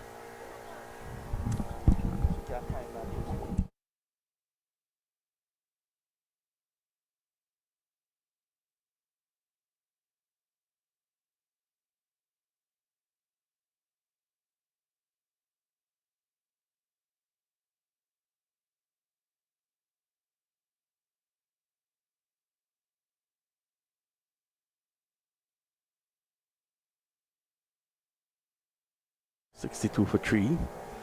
Johnson 16, Sween 14. They're 2 well set batsmen. Let's see what Castro offers up for the last 3 deliveries of this over. Just 3 in the over so far. He goes wide. Slow delivery, excellent bowling. And they go for the single. There he's gone, I think. Not out, says the umpire. Well, let's have a look. Direct hit. The wicketkeeper seems sharp. Look at that. Gloves out. He's in. I'm not too sure. I think he was just in. If our director can slow that down. Let's have a look. Look at the bat. I think he's out. The bat was in the air. It goes down to Samuel. Comes back.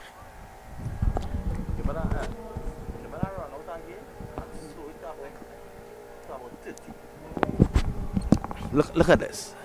Let's have a look. I could be wrong. There was the wicketkeeper. Gloves off. Look at the bat here and the ball. I think yes. he's out. He's out. So Sween. There's no third umpire. Yep. He lives to fight. There's a third umpire, but he's just to take the balls out. Excellent bowling there by Castro. Brings the over to an end. And this is a good fight. Good fight back here by the Rangers. Castro with a brilliant over. I think just 4 runs came from that over, if I'm correct. Our scorer, Eversley Rampole, will give us that. And Eversley Rampole, our scorer, says 5 runs and a bye. 38 and 18. It's still anyone's game. And this will be the batting power play. I think what happened, Sid, that 21 runs In the first really put the Rainforest, in that first over, really put the Rainforest Rangers on the back foot. And since then, they have done really well. But still, the Fort King George Gunners always had a leg inside just because of that. And the mere fact that that man Dexter Sween is out there still, together with Shaquille Johnson, tells me that this game is far from over. This is going to be a very critical over, bowled by a very experienced bowler in Christopher Vincent. which normally he bowls a very tight line, a very tight over. But we will see. Well,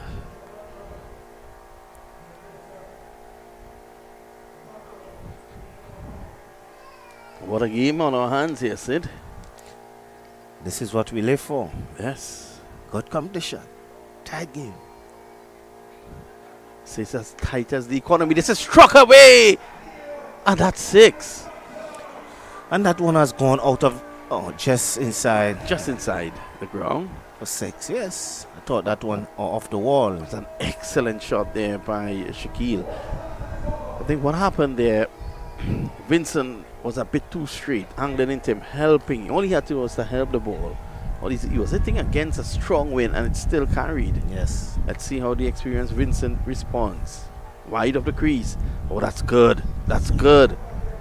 Taking his hands away. Into his pads. He's trying to bowl those balls into the pads. You look at the dugout. No one seems comfortable because this match is on a knife's edge.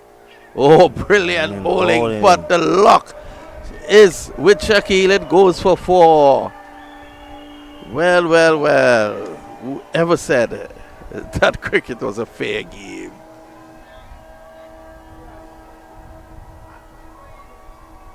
I can feel it for Johnson, for Vincent.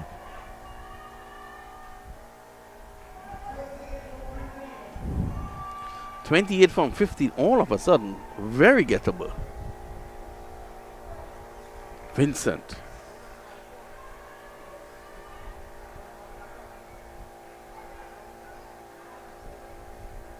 Struck on the pad. That looked good, and he's gone. And he's gone. That looked, That's a great comeback there by Vincent. as dead as a doornail. Look at it. Plum. Plum in front. Easy decision there for the umpire. But more importantly, Vincent bowls a dot ball. Shaquille Johnson, 22 of 19. It's now 76 for the loss of 3. 28 to get of 14 balls. A dot ball, a wicket, and a new batsman in. 2 for 9, Vincent. A rather cold wind, a cold breeze is coming across the ground, and Sid Gray is feeling the effects of that. Very pleasant indeed, isn't it? I think I need to let the owner knows if I'm feeling chilly, he knows what to do. Yes, buy a bed sheet and throw over you. Get something warm to go down into the body. What about your good friend who is 30 feet up in the air? Gerard Prakash Basu. He's hard as a nail. Or is he rusty as a nail? Both rusty and hard as a nail. Vincent. Oh my God! He's going with this one. And he's gone. Gone. That's a great catch there by Williams. Williams making amends by taking a great catch. Remember, his first over went for 21. In the air.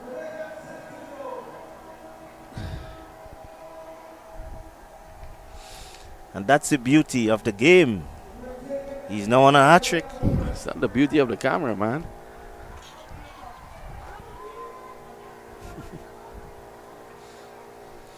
Another dot ball, another wicket, new batsman in. Where do we see the first hat trick? Well, Vincent 3 for 9. He wants to mirror the efforts of Roop Narain for the Little Tobago Islanders. 4 for 4 yesterday.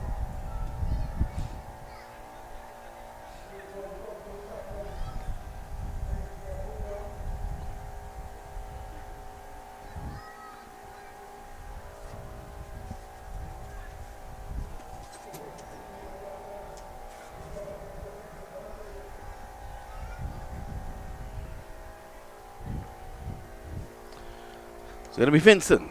Here he is. This is a driven square. Runs here. Stewart pulls it back. Strong arms, and they get only 2.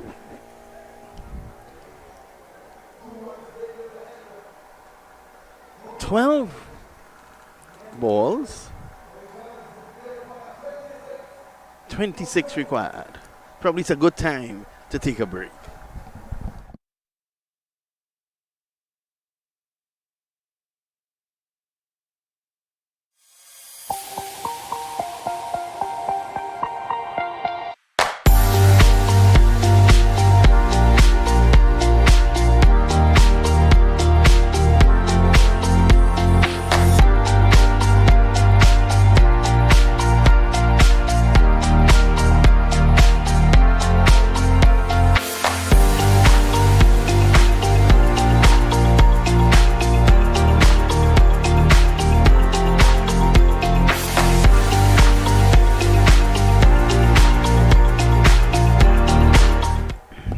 Back here, Castro. The penultimate over is always a most important over. That's good. White signal by the umpire. Let's have a look at that again. It was quick though.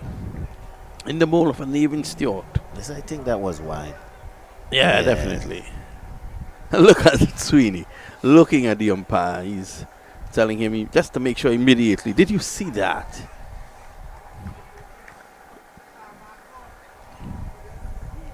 $25 of 12. The slower ball is required here. That's good. That's stiff. The fight is on. They want boys on strike. They want to keep Sweeney away from the strike. That will be the smartest thing to do. Your good friend Fluff is getting into the game. You know you Came in very quietly and sat. And then as the night has progressed, he's grown louder and louder. With a couple of beers. So he balled him! A dipper! A dipper a la Dwayne Bravo. He was way in front. 80 for 5. That's a beauty, isn't it? Let's have a look. Yes. That's a knuckleball. Oh, I think that was a leg spin. It came out of the back of the hand and it dipped on him. And it cleans up boys. 80 for 6. Again, Sid Gray. The more important thing there was that was a dot ball. Dot ball. Fresh batsman. Fresh man in and no run of that ball.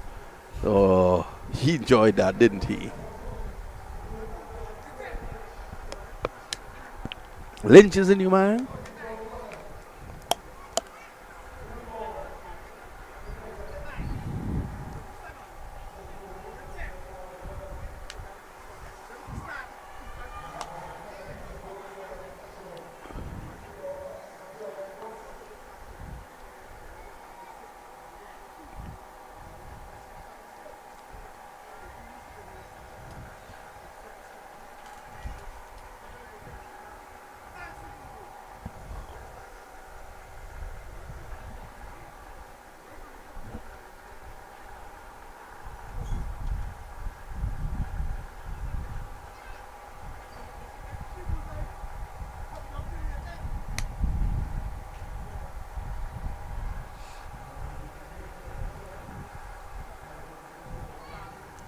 Let's see what Castro will. Let's see, we'll greet the new batsman with.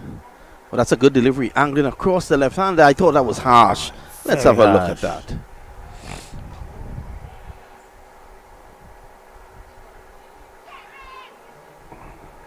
Come on, that could never be a wide. Come on. Really poor decision there by the umpire. Is that umpire Ross? No, that's Bobby. Bobby. Slow delivery, French cut. Single.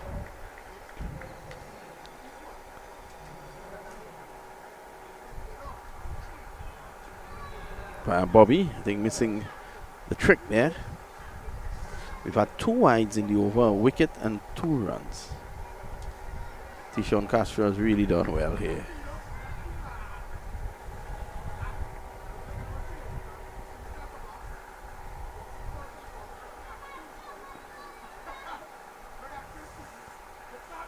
Oh, I can understand that that's a wide. It did start very wide and then tailed back in, but we'll still have a little look at that.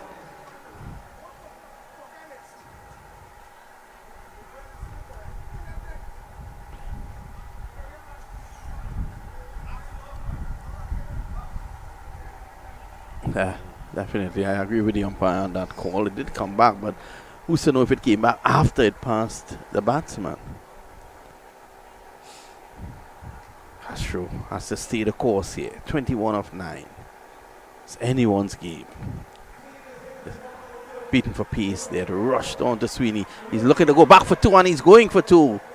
The fielders are set deep.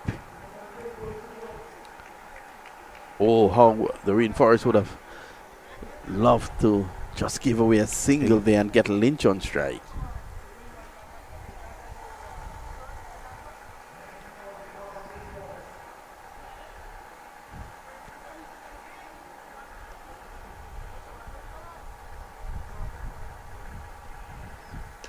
Slow delivery, it's coming towards Sid Gray. Bang! 6 runs.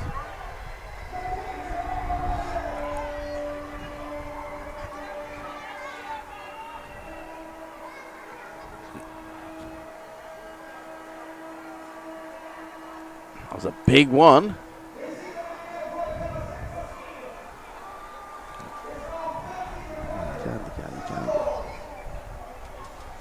Can't fall, no? This game is far from over. 13 of 7. Sween is on 25. Castro, he's into him again. He pulls it, and it goes for 6 more into the commentary booth.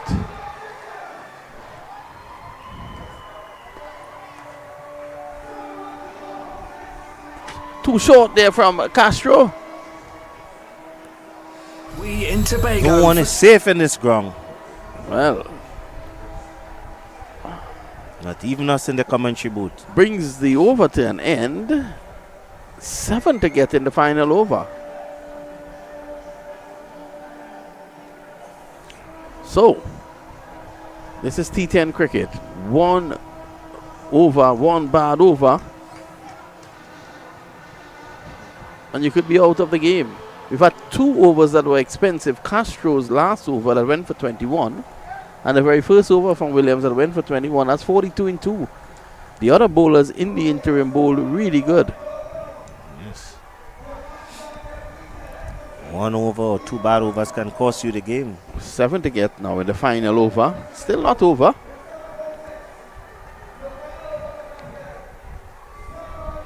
That is how dangerous this guy Dexter Sween is. 31 of 14. Williams, can he redeem himself?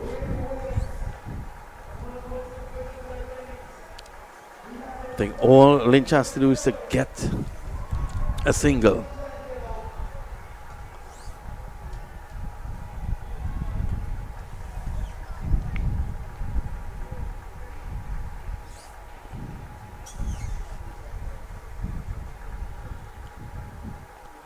It's a good delivery. And Murray has run him out. Has he done it? Yes, he has. Murray has given him out. Let's have a look. Now, I noticed before the over, Murray took off his glove, his wicket-keeping glove, and look at his right hand. All he had were the inners, so it made it easy for him. Yes, he's out. He's out.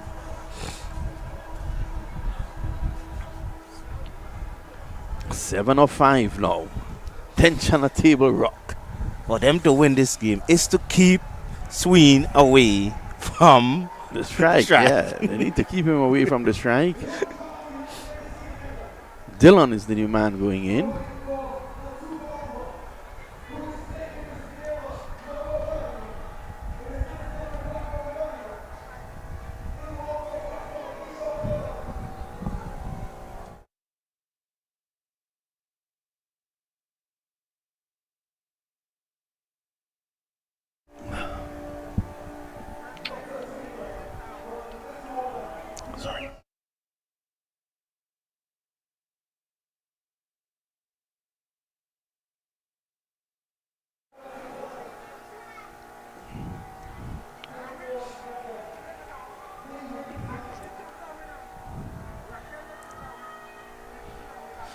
Little Tobago Islanders getting ready. Could this be the first victory for Fort King George?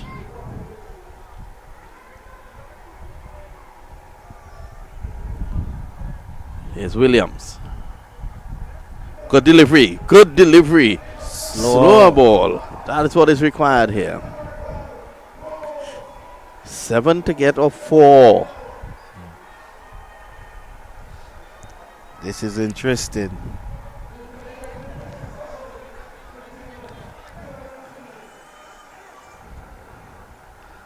As Sid Gray has been saying all along, they need to keep Dexter Sween off strike.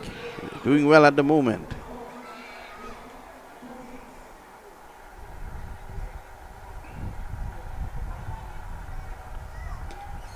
Struck away. Oh, looking to run him out there. And overthrows. Now that is reckless. He should have held on to the ball. I think he's tried to run him out. But that's poor cricket. No one backed him up. But at the end of the day, what he needed to do was to hold on to the ball. A single is a single in a very tight situation. Now 5 to get in 3. But the most thing is Dexter Sween is off strike again. Yep. I would have taken the chance with Dillon. 5 to get, 3 deliveries to go.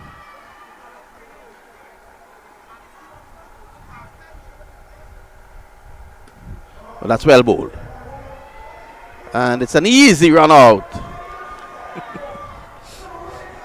Dillon goes. Sween preserves his wicket.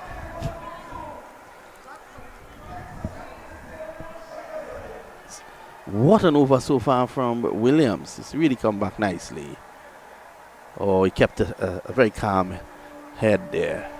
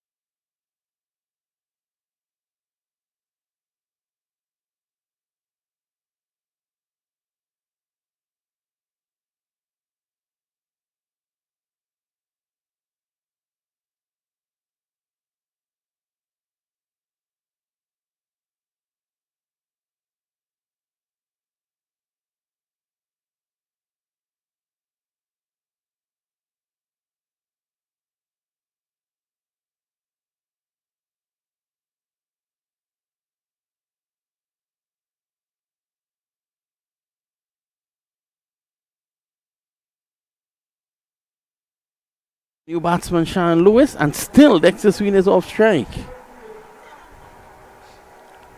31 of 14.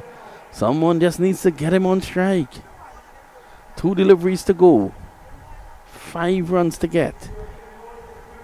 Lewis needs to get the big man on strike. Williams has come back and bowled a most beautiful over. Just 2 runs in the over. So he has now 1 for 23.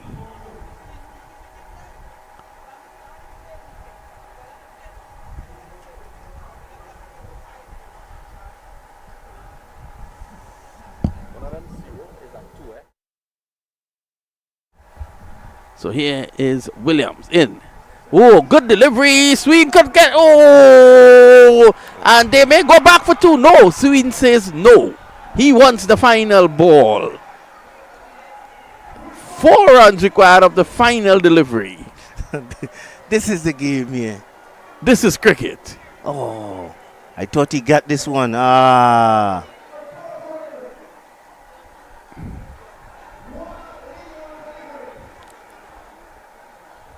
Sween is looking calm. Stewart is livid with the wicket-keeper. What he's saying is that the keeper didn't take. He should have ran him out at the non-striker's end. But I think the keeper was so preoccupied with getting Sween out. He fired at the end close to him. Let's look at the field. There's a deep backward square on the boundary. Long leg, deep mid-wicket. A man at cow corner. Long off, right back.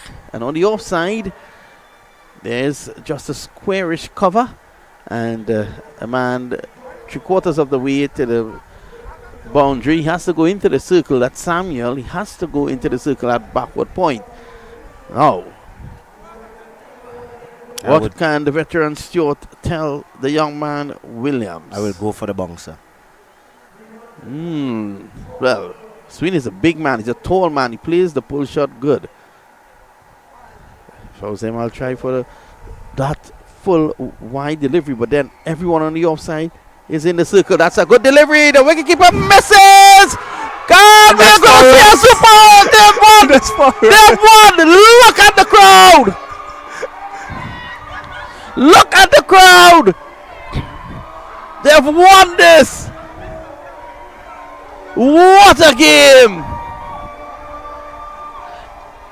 Sween able to bring it home. And Murray, who was at such a fantastic game, just couldn't hold on to it. The last ball. Let's have a look at it again. Oh, Murray. Here it is. Just he missed it. Get his body behind it. Got a bad bounce. And Dong, the third man for 4. Congratulations to Fort King George. It's their first win in the 3 matches. And they are rightful winners. We had a cliffhanger on our hands here. Stay tuned for continued coverage. We are going to be right back with game number 2 tonight. It's the Little Tobago Islanders coming up against the Divers. Let's take a short break. We'll be right back.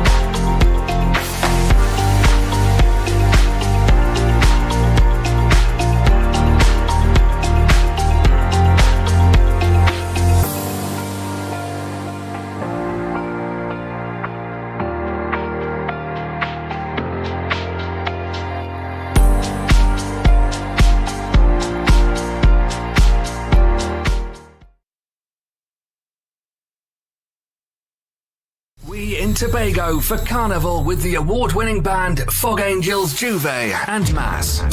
What are you doing? 2 days of excitement, 2 days of jam on the road. We're Tobago's premium, all-inclusive Juve and Mass band that consist of costume, free drinks, free food, goodie bags, makeup artist, t-shirt cut designer, pre-party, after-party under beach, live DJs, Juve and Mass in paradise. Play safe, play sexy, play Fog Angels. An experience of a lifetime awaits you.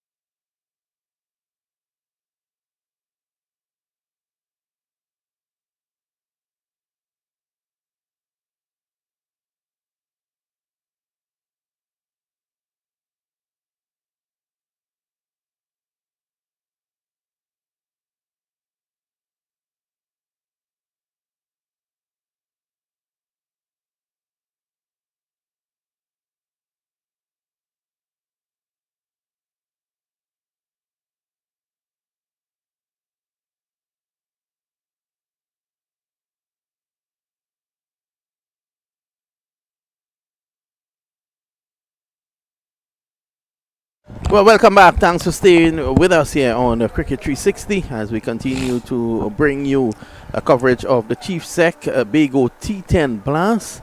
And this is day 3. Thanks for staying with us on floor as well as we continue to give you matches like we just did moments ago with 4 runs required of the final delivery.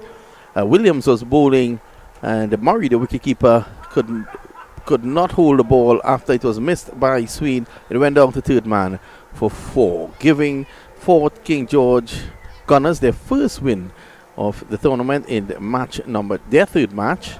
And now the Divers, they've won 1 and lost 1. They're coming up against Little Tobago Islanders, who have won 1 and lost 1.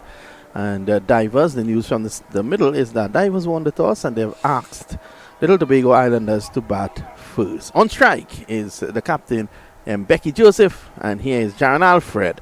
And that should be a wide. It's going to go down to third man. They take 1, and that's all they'll get. So 2 runs to start proceedings. 2 wides, as I say. Good night to Sid Gray after he had a very hearty dinner. Good Filleted night. fish. Had a snack. Haven't had my full dinner as yet. So, Well, this is, I know you're in the country, and when you're in the country, you normally cook up a storm. Sid Gray, that lives a stone's throw away from the Sid Gray Sporting Complex.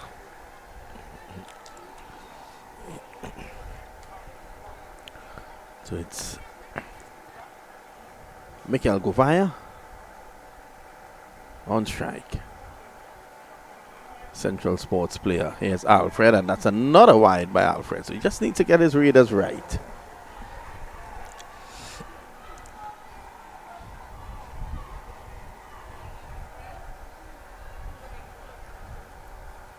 He's trying to run in here.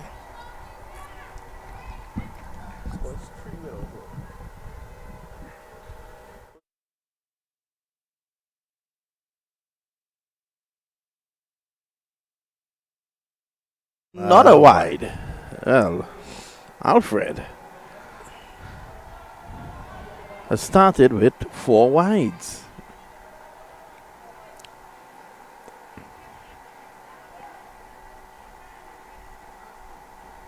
His right arm, upper bowling arm, heavily strapped.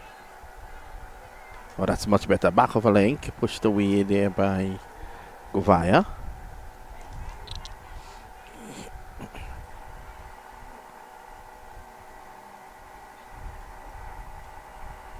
That's a good start for the Tobago Islanders. Little Tobago Islanders, 5 for 1. Yep. From 1 ball, 5 runs, 1 ball. Yep. There's Coach Lezama. He should be happy with this start. 1 ball, 5. 1 ball, 5 runs. Pulled away. Lovely shot. But there is protection on wide lawn in the form of Dejan Charles. Only 1 there to Joseph. But he was quick to latch on to that. Terence Hines flew in today to be part of the setup here for the Jagisa owned Divers. Suresh Jagisa, your good friend. Yes. Delivery keeps low outside the off stump.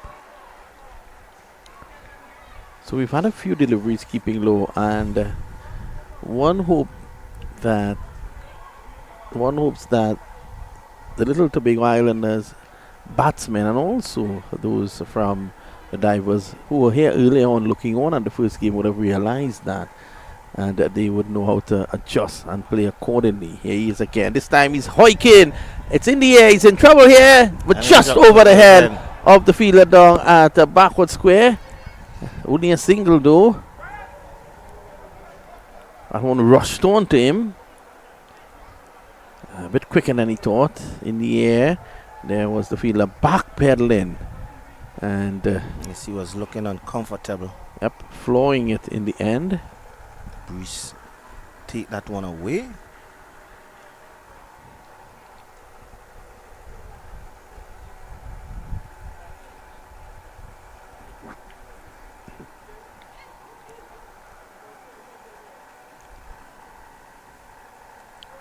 Drive in. Beautiful shot for 6.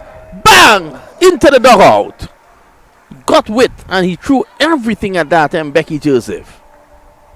A beautiful shot. Not a man move. Not even the snow cone man. There was no chance of Jesse Boutin. That went 10 meters over his head. Someone moves in the dugout. Well, I saw Coach Lizama sitting there. He decided not to move. He was able to get a good sight. A slow delivery down the ground. That's a huge one. It's out of here. Joseph is on fire early on here. Look at this shot.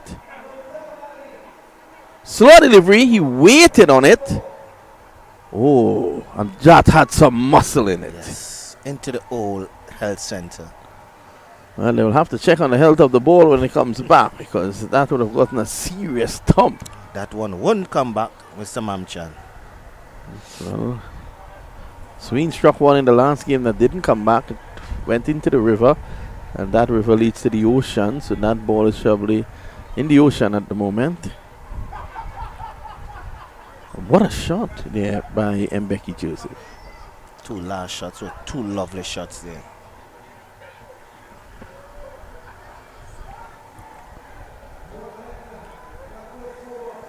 So it's the end of over number 1. So 2 lusty blows there from Joseph.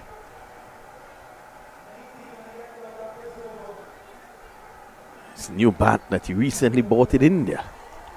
Seems to be working well.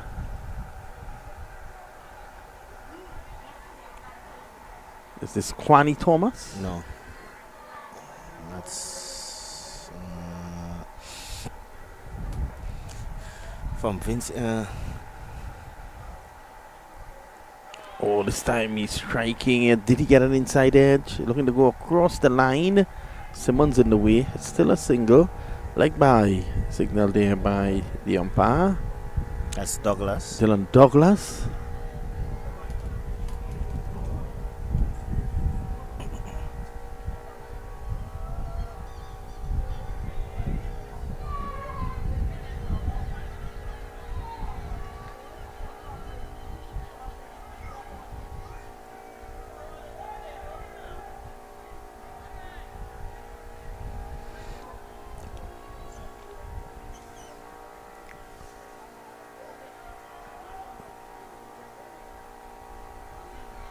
Outside the off, some smacked. What a shot! What has Becky Joseph had for dinner? Look at that. I think it's the same filet fish sandwich you ate, Mr. Mamchan. Well, he probably got his one filleted well. What a shot. Did he put some muscle on that? Just punched that one over and shook over for 6. Good batting by the Sampami man.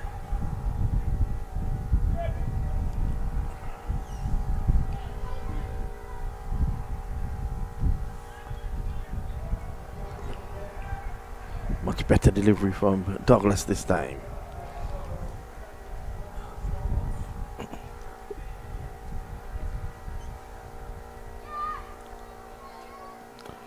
Ooh, he was going for that. That was a quicker delivery. And he was happy to get the piece on with that one. He's trying to cash in here. Sammy's going again off the back foot. That's a magnificent shot for 6. 2 sixes in the first over, 2 in the second. That one was over the fence. Well, they've retrieved it.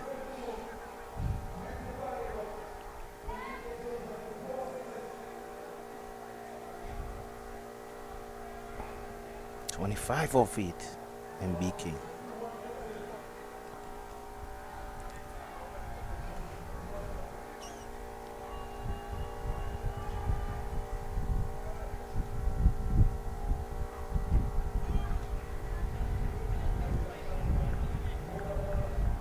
Enough twos, 32 without loss. What a start. And the form that he's in, if I were Little Tobago Islanders, I would have called for that third power play right now. Yes.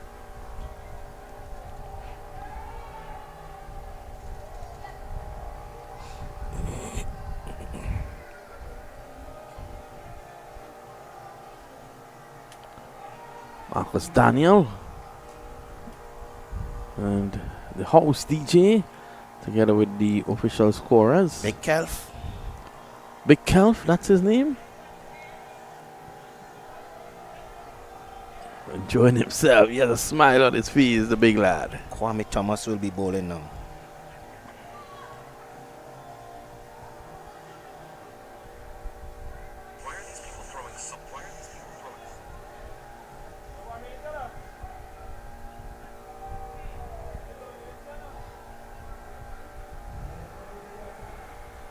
So it's going to be Kwame Thomas. Remember, just the one change made to the Little Tobago Islanders team with the inclusion of Orlando James. Looking for a quick single, putting Douglas under some pressure there. They get through. That's smart batting there by Govaya.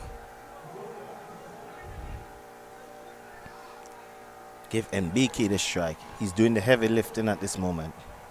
Yeah, that's sensible by Gubaya.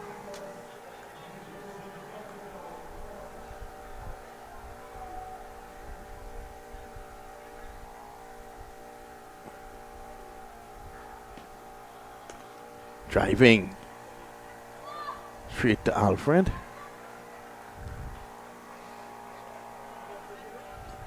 Alfred was hammered for 2 sixes in his over. And Dylan Douglas too as well. Scooted away.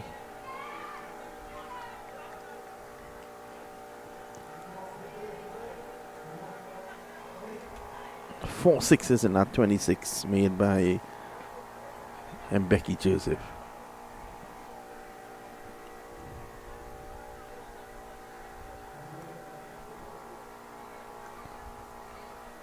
Oh, Gopher has to be careful.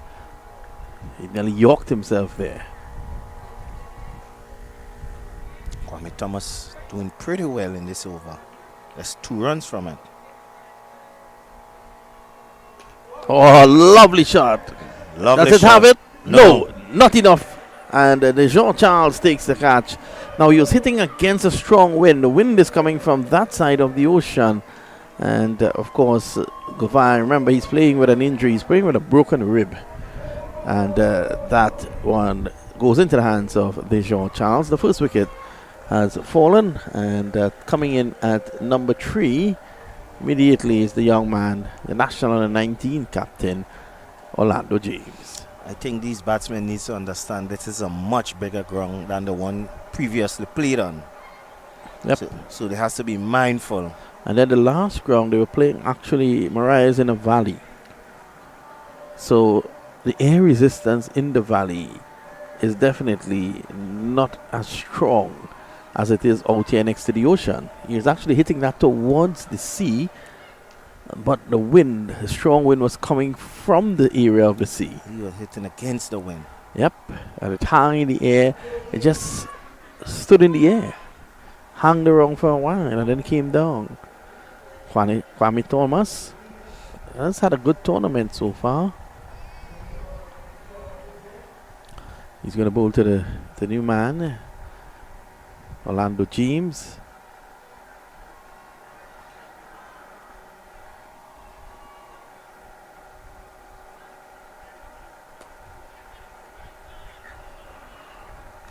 James plays it back to him. 34 for 1. A lovely over, just 2 runs. Yes. I think had Little Tobago Islanders taken that third over as a power play, Mikel Govan might have still been batting. Yes, might have. Because he was going inside out. I didn't think they would have someone out at cover point. I more believe they might have had them more straight on one at mid wicket. So there's a change of bowling at the far end. And we're going to see some medium pace.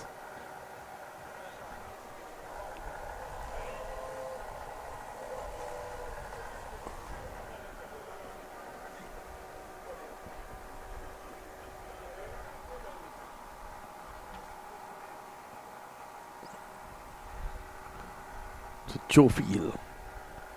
Let's see how he goes against a red hot Mbeki Joseph.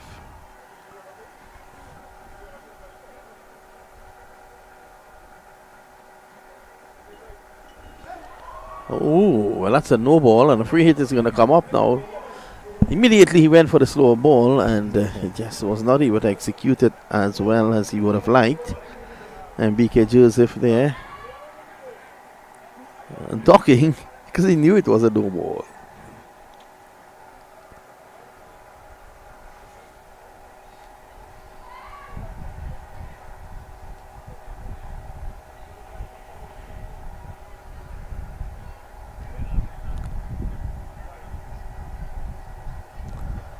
Wandering through his legs, it's running away down to Simmons at a long leg, and they're going to come back for two. Keelan Kent receiving a blow to the hips there from the return.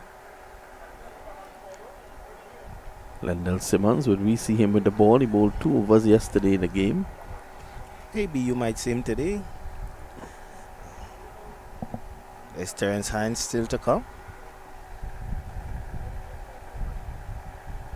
Joseph straight down the ground, ducking for cover was Orlando James at the non-striker's end.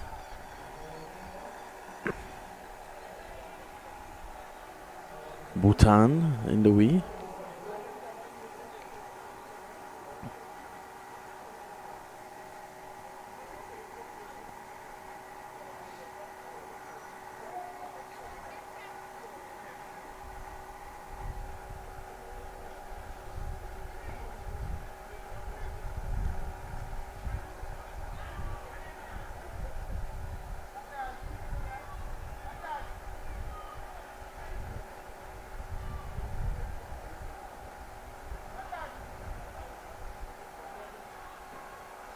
Oh, that should be signal wide, and it is.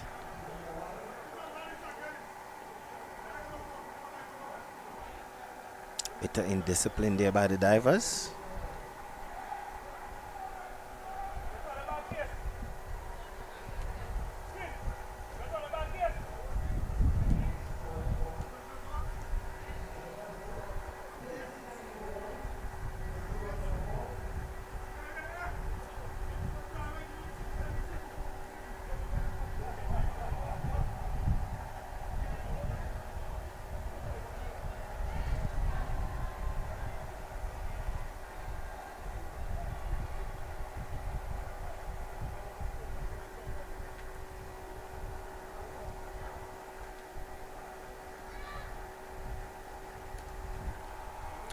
Driving. Just a single, but he's doing the right thing here. Young Orlando James, he's rotating the strike, giving as much strike as possible to Mbeki Joseph, the captain.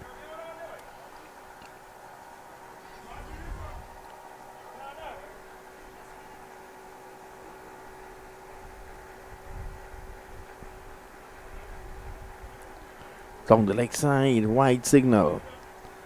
Jofield has been all around the shop in this over, and no ball, two wides. Still only 6 runs off the over. Well, we've had a no ball, we've had leg byes, we've had wides, we've had runs. The only thing missing is a wicket. And he add to that. Driving 4 runs. Edge found.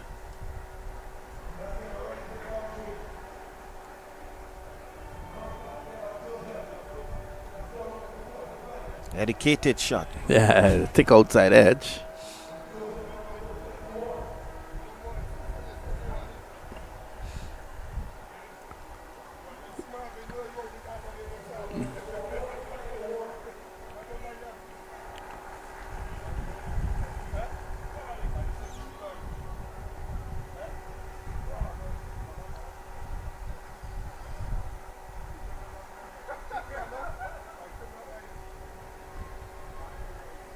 Ooh, that one rushed on to him. Yes, into the mid area, mid ribs. Sensitive area of the anatomy. He's a tough kid, and Becky Joseph.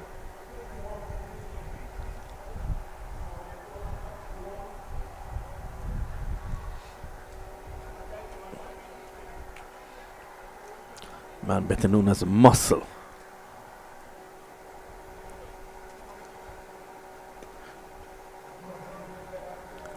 So Joe Fields over. They're going back for two. That's good running. I thought the field that they at mid-off was a bit slack. And Joe Fields over finally comes to an end. It started quite a while ago. And at the end of 4, we take a short break with the score 48-1.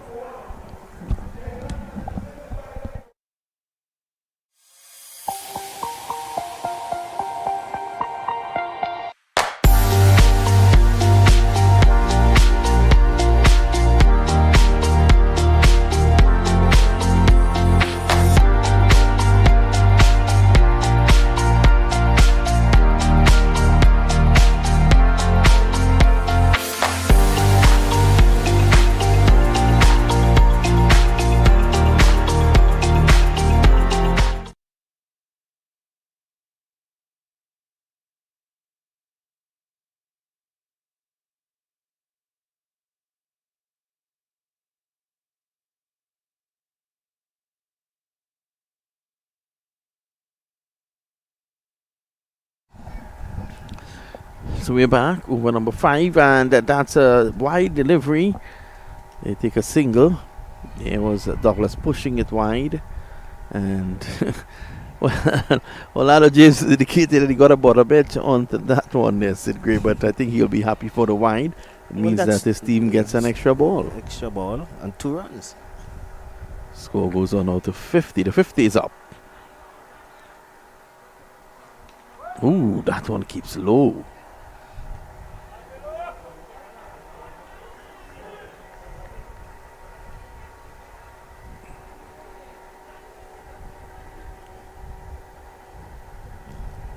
Bit in front.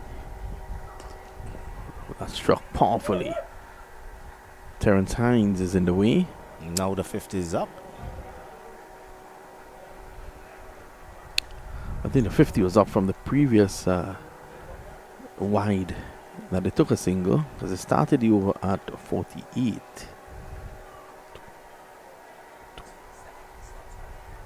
Huh?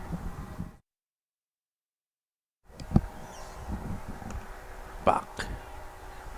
And the youthful James gets one more.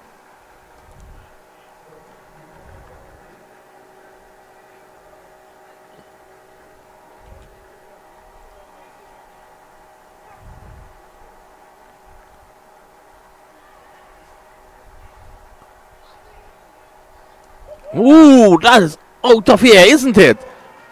I think that has gone in Queen Anne, Trinidad. That's a good blow there. Over. Square leg for 6 runs. What a shot. 6 into the wheelbarrow. The fifth six struck by Joseph into the THA wheelbarrow. How fitting, it's a THA tournament.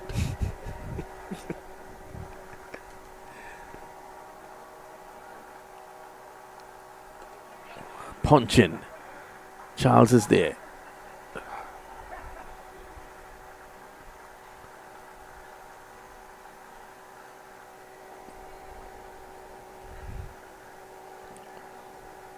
This is a good start by the Little Tobago Islanders.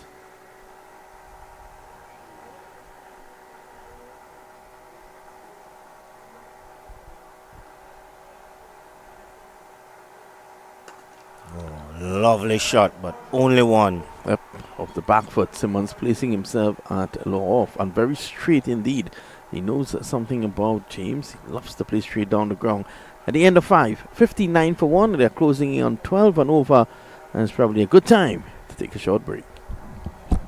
We in Tobago for Carnival with the award-winning band Fog Angels, Juve and Mass. Whatty Tooie! 2 days of excitement, 2 days of jam on the road. We're Tobago's premium, all-inclusive duvet and mass band that consist of costume, free drinks, free food, goodie bags, makeup artist, t-shirt cut designer, pre-party, after-party on the beach, live DJs, duvet and mass in paradise. Play safe, play sexy, play Fog Angels. An experience of a lifetime awaits you.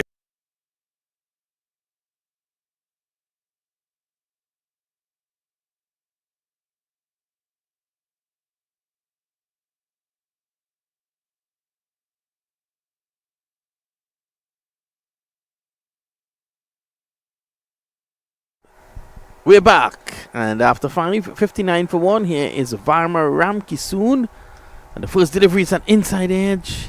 You can see James looking to go down the ground. Ramkisoon feels to his own bowling, a strong man, Varma Ramkisoon.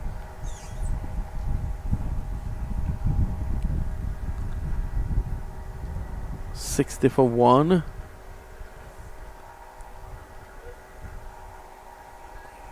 Varma Ramkisoon plays in the minor leagues in South Trinidad.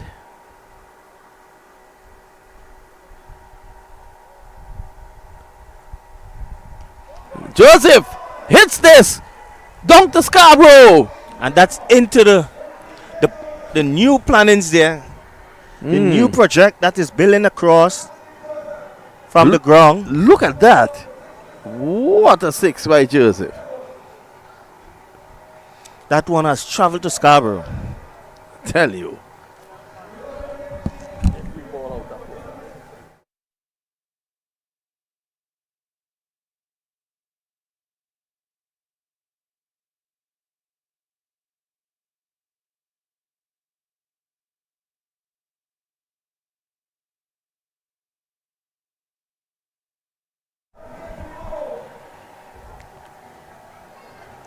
So they're waiting for a replacement ball. 6 sixes Joseph has struck now, Sid. Yes. 6 sixes and a 4. So 14 boundaries. There's our good friend, the third umpire. The man with all the balls. That's the man with all the balls, and he's ensuring that he goes out there with replacements because the balls are being struck out of the ground. And he's standing behind the ropes, waiting. Ramkisoon will learn fast that he needs to take pace off the ball. Straight on the ground. One bounce.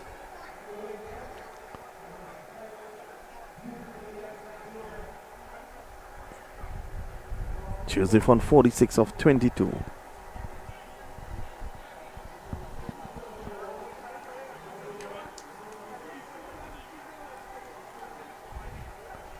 James.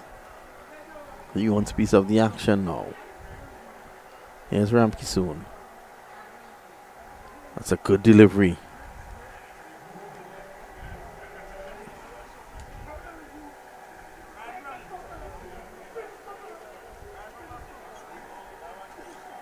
Jet Gooley still in the hot.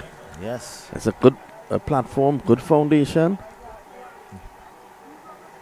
Big Jet inside still. It's Ramkisoon. Sliced away, and that will go into the boundary. That's his half century. 23 balls. What an effort here by MBK Joseph. Slicing it deliberately. You can see him trying to get underneath that one, Sid, because the third man fielder was short. Yes.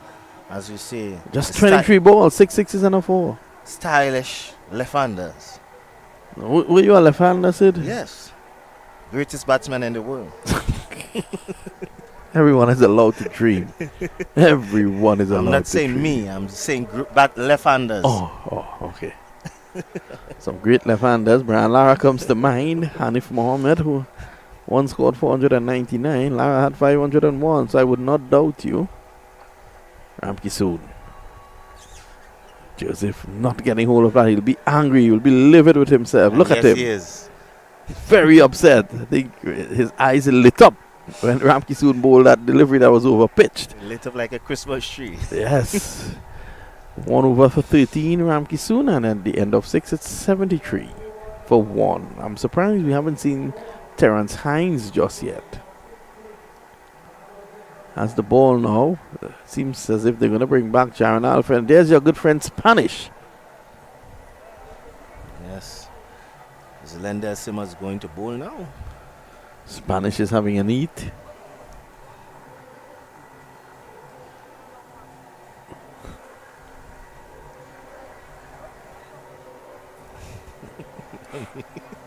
So it's going to be Simmons. I want to say good night to Suresh Jakisa.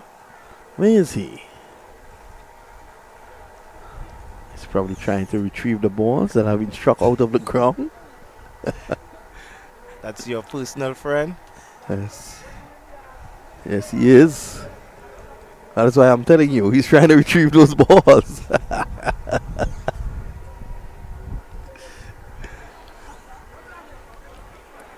So we've seen a lot here tonight.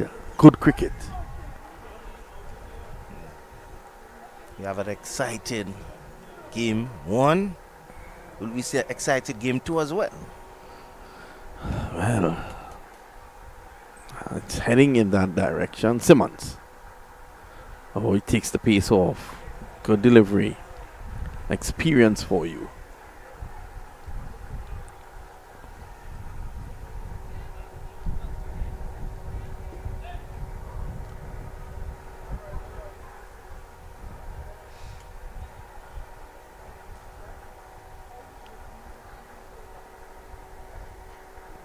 Well, you see, Slow ball again. very good bowling.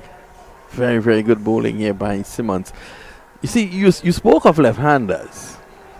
And Jaggi reminds us that he has messaged. So this Jaggi, sir, I'm a big left-handed batsman. I have nothing to say again. He's my friend. Oh, beautiful bowling by Simmons. Taking pace off. Joseph might want to play down the ground now. Get onto the front foot. Simmons is not going to hit him. He needs to get onto the front foot and play straight now. Yes, I will not add to your friend, Mr. Jakasak, comment to you. Were you on air when he played in the Dream 11? I was not in Tobago at that time. Oh, that's a much better shot. It's hanging in the air though. He's in trouble. Charles takes the catch and Simmons strikes. That could be a turning point in this game. It's going against the breeze. Second time we've seen that. We saw it from the right-handed Govaya, now from the left-handed Joseph. If you are hitting 6 on that side, it must be much flatter. Once it's up in the air, the breeze is holding it up.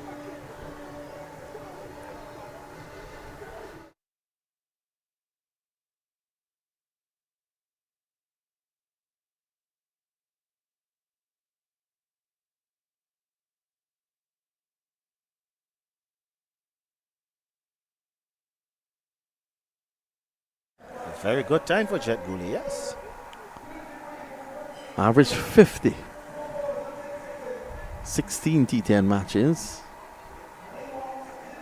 in these parts.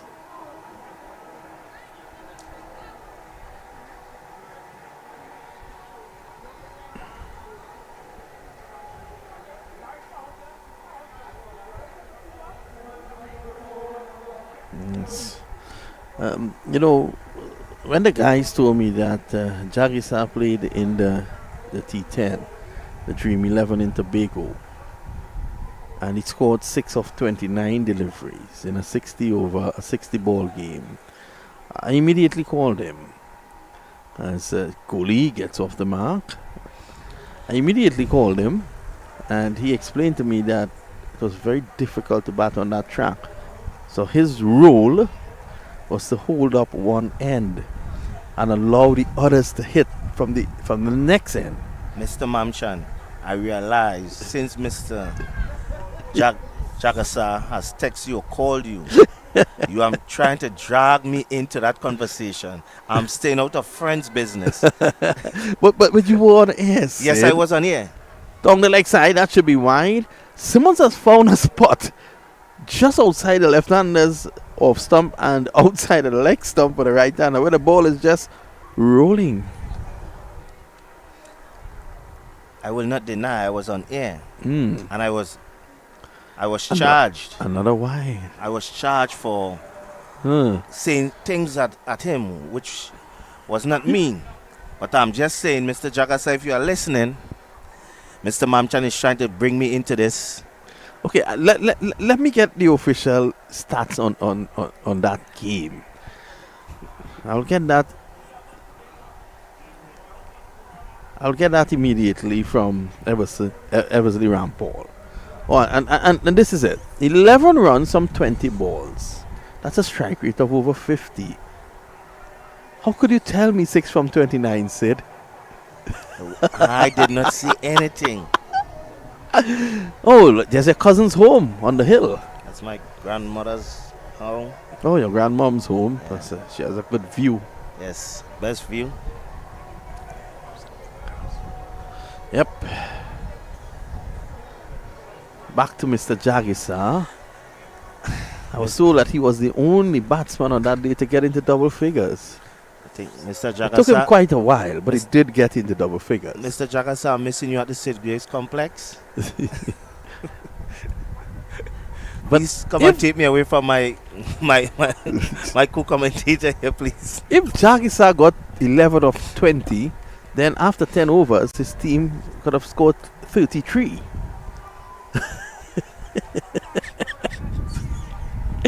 Oh, my good friend, this is Jaggy. But on a serious note, Sid, we are here at the Sid Gray Sporting Complex, and I would like everyone to know that today's Jagisa and the Jagisa group of companies has really stepped up. Yes, and they did. they came. Sudesh was able to fix the light in here, as That's he a always marvelous helps. shot there. Straight down the ground. Had it not been for Jagisa, I wouldn't have seen that. Kudos to him, Yes. for using his own resources and spending his money to see cricket play, to help. He has a lot of respect, I know, for Kerwin John, the president of the TCA, and they have been able to get together and do a lot. And I tell you this, Jagisa has plans to do a lot more for cricket here in the country. He's that sort of guy. So although he is 20, or was it 20 from 11? 20 from 11. Down the ground for 4. Well. Jackie's team is the divers, by the way. So look at that. It's a lovely shot, isn't it? Yes, lovely shot. Crafty. Don't have to play the big shots.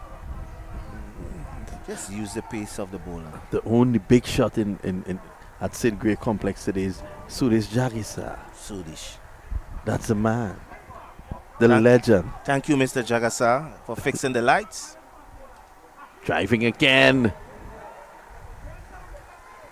And he's going to go back for 2. That's great running. James is quick. He's quick between the sticks. He'll be leading the Trinidad and Tobago under-19 team on that tour of St. Vincent. He was there last year with the under-19 team. And he's going to go back this year in the capacity of captain. And that will be Clipped away! 4 more! This is beautiful batting. He's showing that you don't have to bludgeon. You can also score runs with clever placement. And if he turns it on, he can also hit a long ball. Yes. 91 for 2. I think so. This Jagisa, who is the owner of the divers team, is probably regretting that he fixed the lights here for the Islanders to see so well.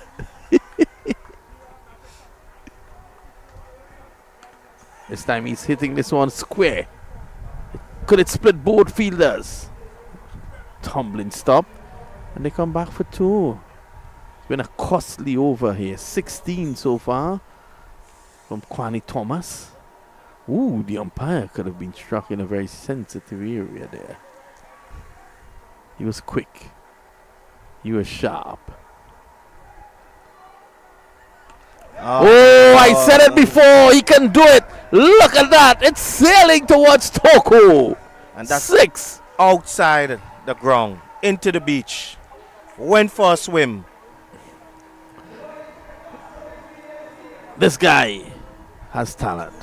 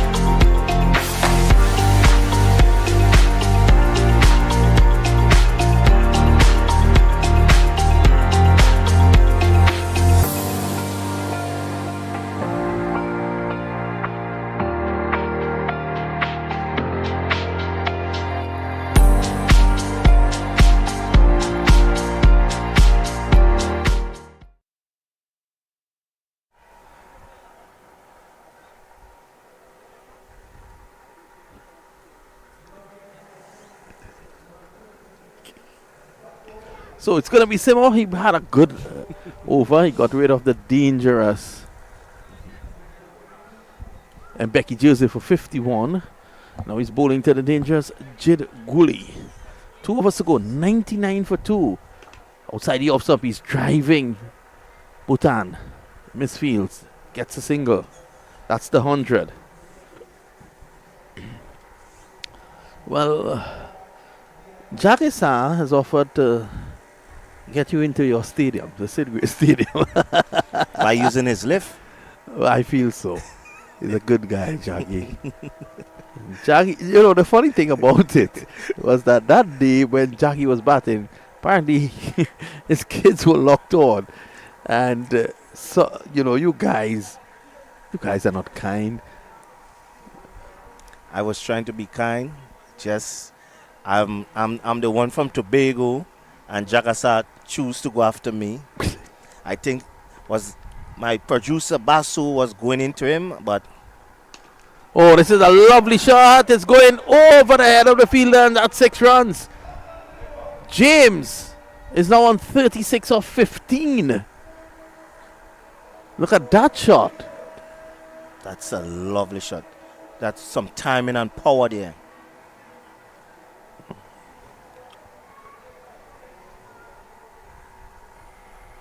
Simmons. Here he goes again. James down the track. He'll be pushing for 2 here. Powerful arm there, Douglas. Keeps him down to 1.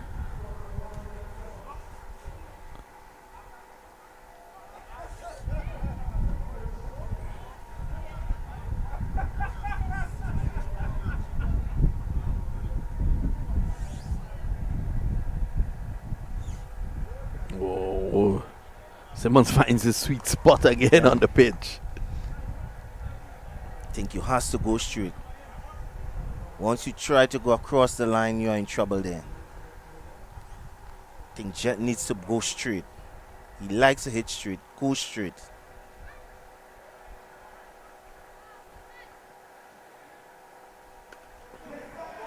This is down the ground. Charles has taken his 3rd.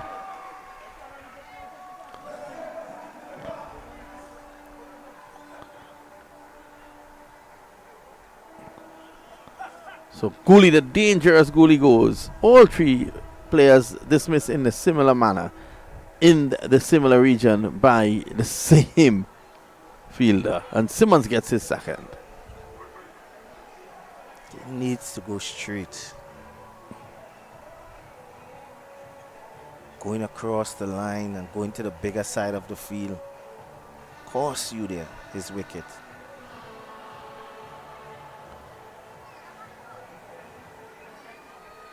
The difference between Orlando James and Jet Gooley was straight.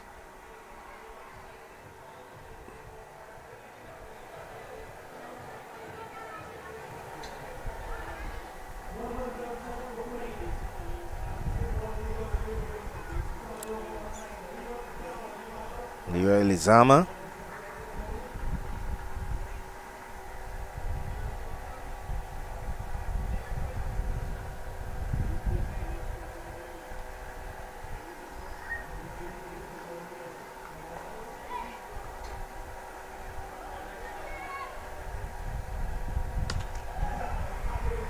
Striking down the ground. Lizama gets 4.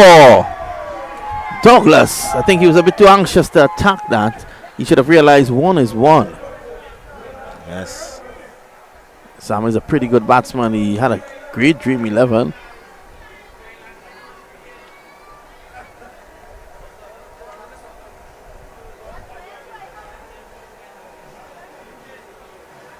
Simmons has come back 2 for 16. That's pretty good.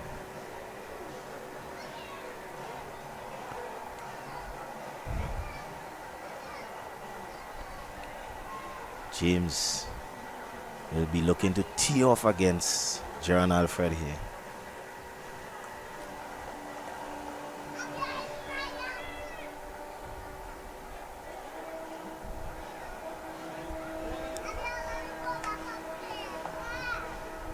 So it's Nelson now 111 for 3. 1 over to go. So they'll probably be looking to at least get up to about 120, 125 here, Sid Gray.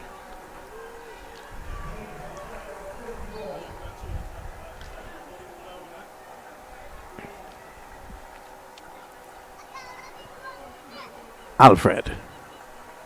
Roughed up in the opening over.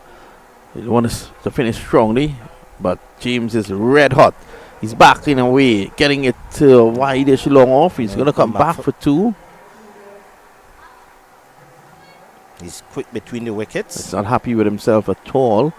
He wanted to hit that a little straighter, probably get underneath it, get the elevation. 39 of 17. He has done a fantastic job.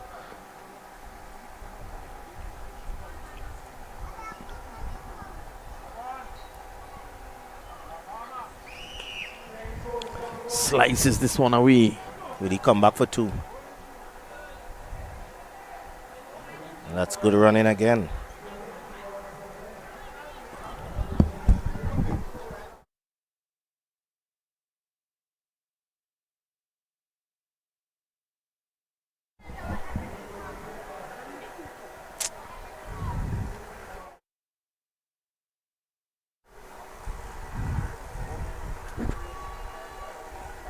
Oh! 6 more! Where's a good friend with the ball?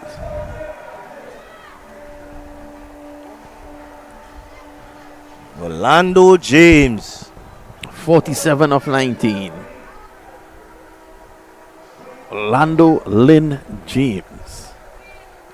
3 deliveries to go. It's a great shot. Great placement. He's coming back easily for 2. So he's farming the strike because he's the man who is in form. 49 of 20. Lizama 4 of 1. Lizama has looked good in this tournament in the limited times that he has gotten an opportunity. And this is a strong batting lineup when you have Lizama coming in at number 5. It was a full toss. Clipped away. He will come back for 2. Definitely coming back for 2. Easily. Jaden Kent retrieves. That's his 50. Yes, that's his.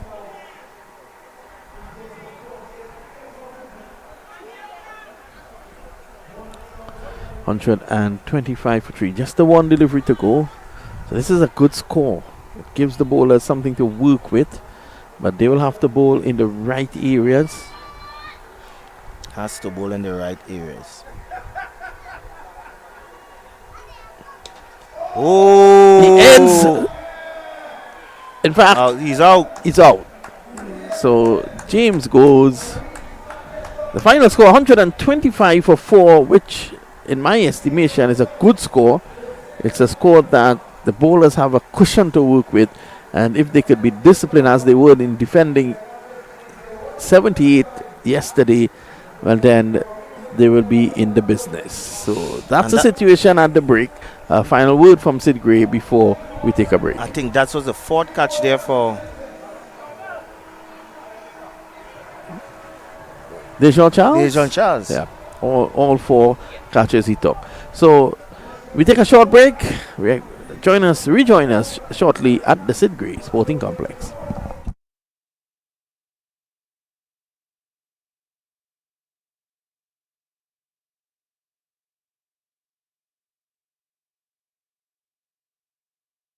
We in Tobago for Carnival with the award-winning band Fog Angels, Juve and Mass.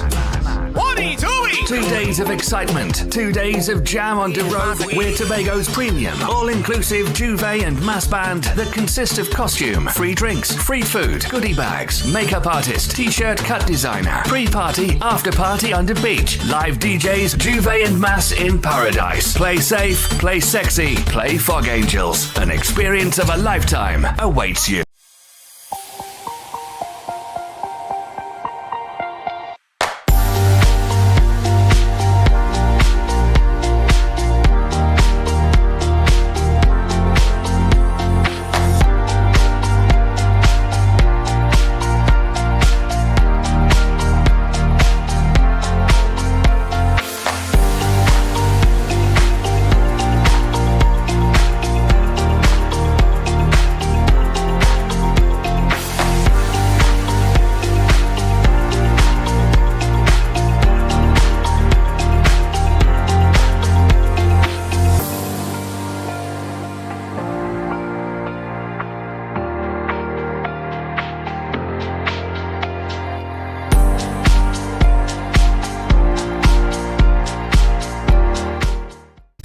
Tobago for Carnival with the award-winning band Fog Angels, Juve and Mass.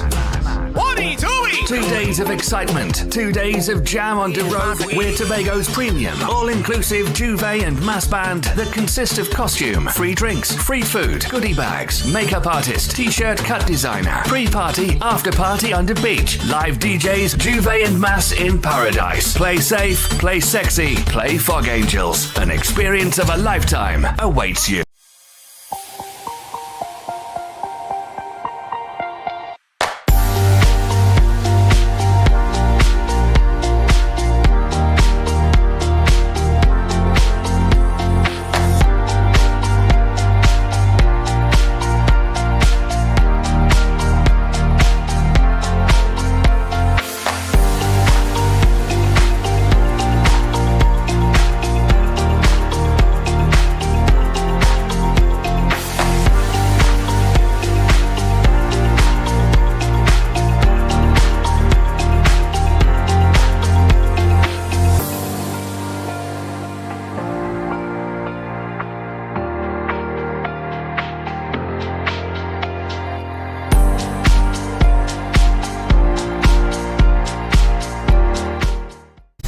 Tobago for Carnival with the award-winning band Fog Angels, Juve and Mass.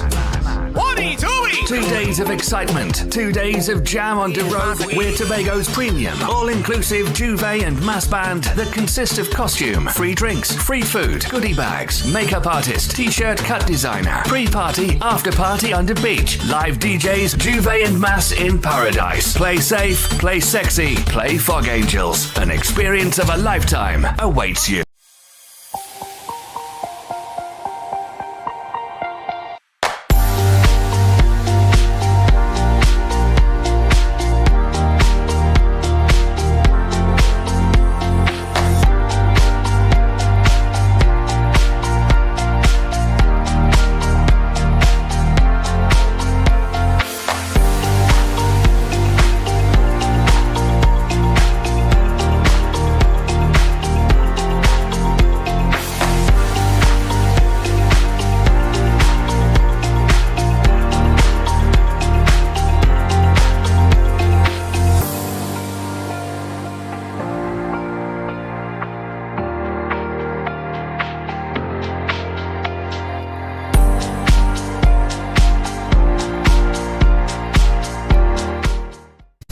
Tobago for Carnival with the award-winning band Fog Angels, Juve and Mass. 1-2-2. 2 days of excitement, 2 days of jam on the road. We're Tobago's premium, all-inclusive Juve and Mass band that consist of costume, free drinks, free food, goodie bags, makeup artist, t-shirt cut designer, pre-party, after-party under beach, live DJs, Juve and Mass in paradise. Play safe, play sexy, play Fog Angels. An experience of a lifetime awaits you.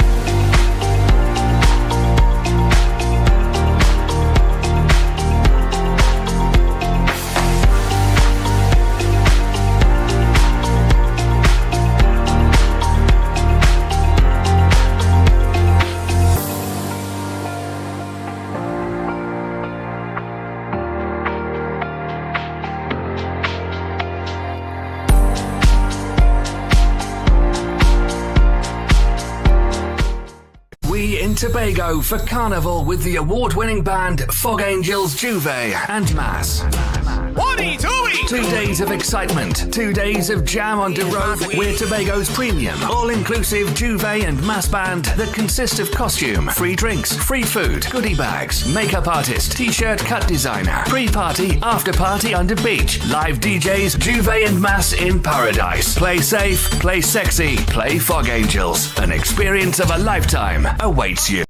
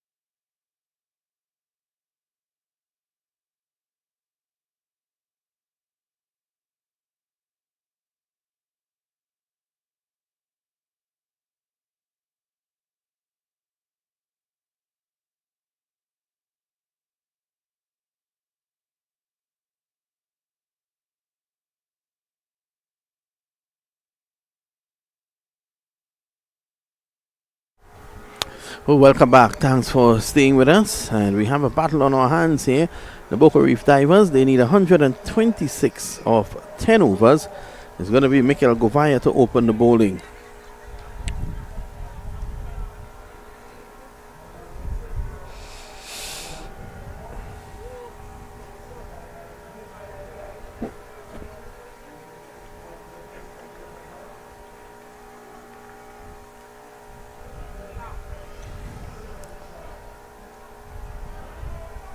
Here it is, Govaya. It's quick, keeping a bit low, but again, you can see just darting it into the legs That's smart of bowling there. Simmons. Yep. Find the sweet spot. That Yes. the ball keeps low. But Terrence Hines is a dangerous customer. Need to get rid of him. And Simmons is and then, if you think you get through those two, you have Jesse Boutan walking in. It's a really ominous Batting line. batting lineup, but the little Tobago Islanders will say runs on the board and runs on the board, and they have 125. Oh, let it go, stop! Hines, is he? Not out, says the umpire. Let's have a look at that.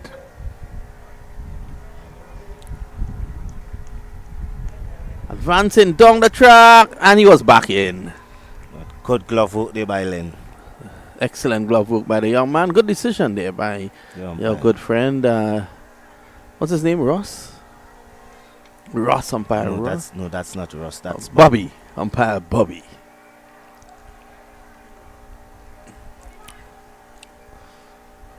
So quick, nifty footwork there by Terrence Hines. I would like to see him on the dance floor after that bit of footwork.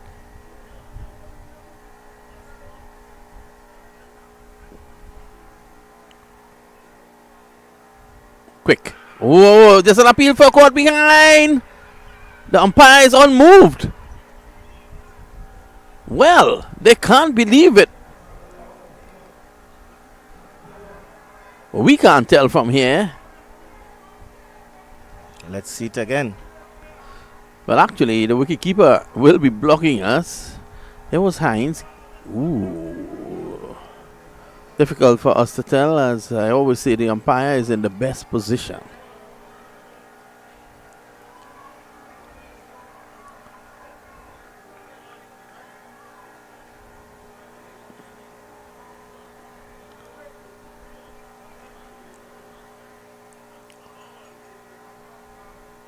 This time he's hitting it down the ground, and that goes all the way for 6. Adding insult to injury, and that is how it always happens. Yes. Good shot though. Yes, good shot.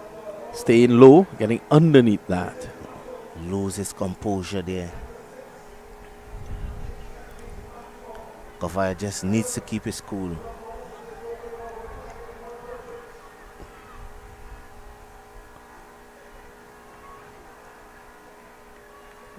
Wears his heart on his sleeves, Govaya.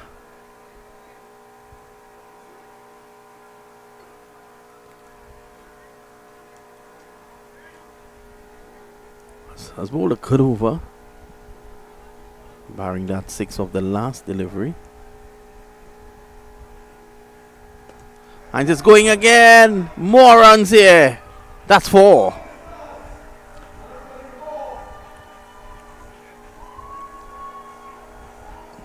Hit 2 full this time.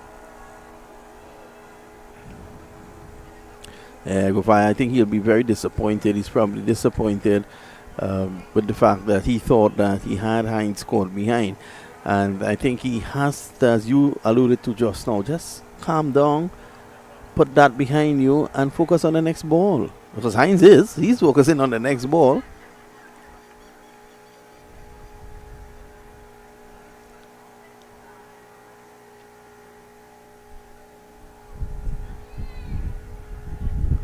So he follows him. Excellent take by wicketkeeper Lynn. Let's have a look at that again. A brilliant take. Ooh, look at that. Yes.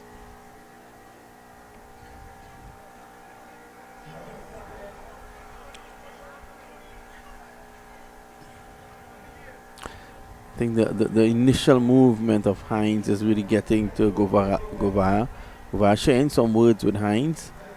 I think they're still discussing. He thought he had Hines caught behind. And Govara will let Hines know exactly how he feels. It's going to be the man himself. Samuel Rupnarine, 4 for 4 yesterday. He's going to take up the attack, and they will really need him to come to the party.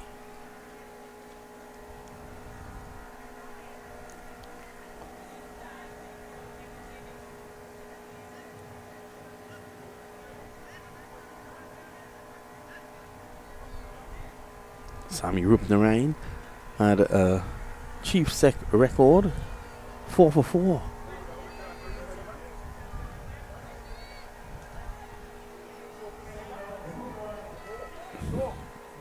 It's the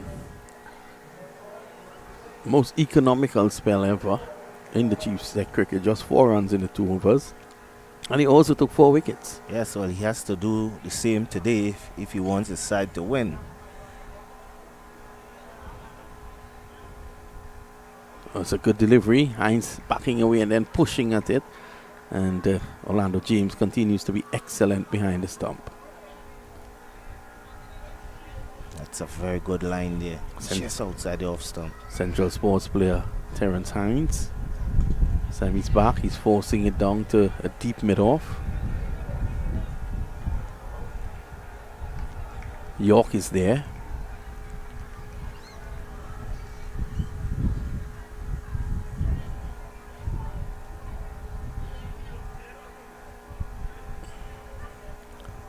Edged. It's going to go down to third man. Giving chase is Zook. That's pair. Pair, in fact. And they come back for 2. Is it or 3? 3. 3. Good running.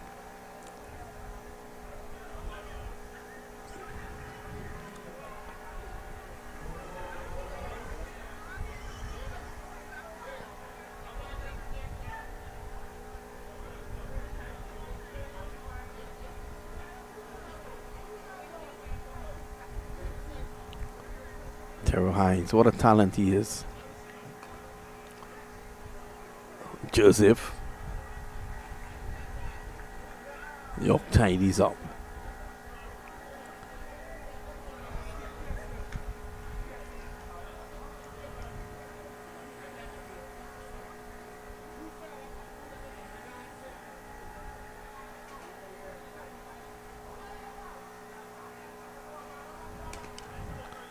Crashed down the ground for 4. That's given some width there, Simmons.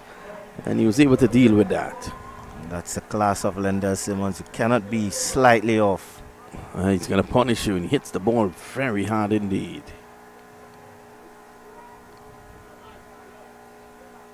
Let's see how Samuel Rupnarine responds.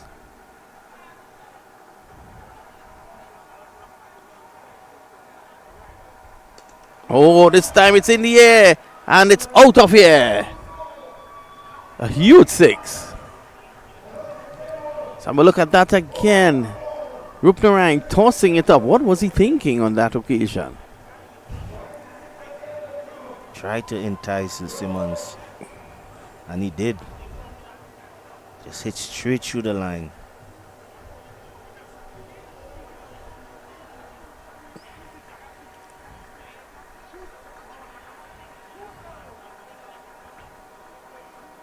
Well, it's an ominous sign to see Simmons and Terence Hines out there.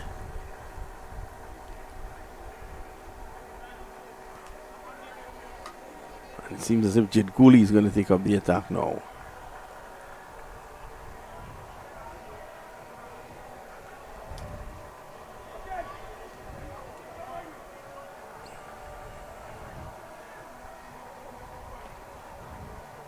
Joseph has done well with the ball in the tournament, taking pace off. Mamchan has done well as well. No sign of pace just yet. Using the experience of Cooley for the 3rd over.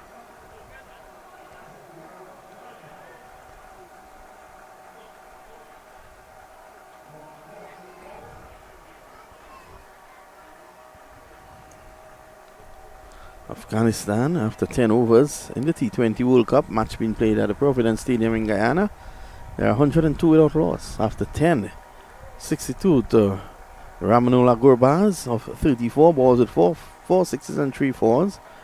And Ibrahim Zadran, a Sampami player, 38 of 26. There's Kohli, and this is clipped away. Oh, that's a lovely shot.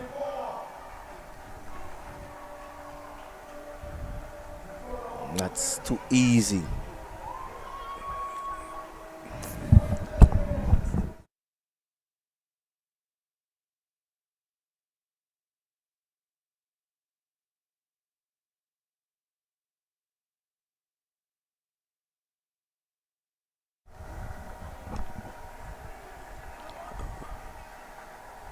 So, Kohli, nice comeback there, single.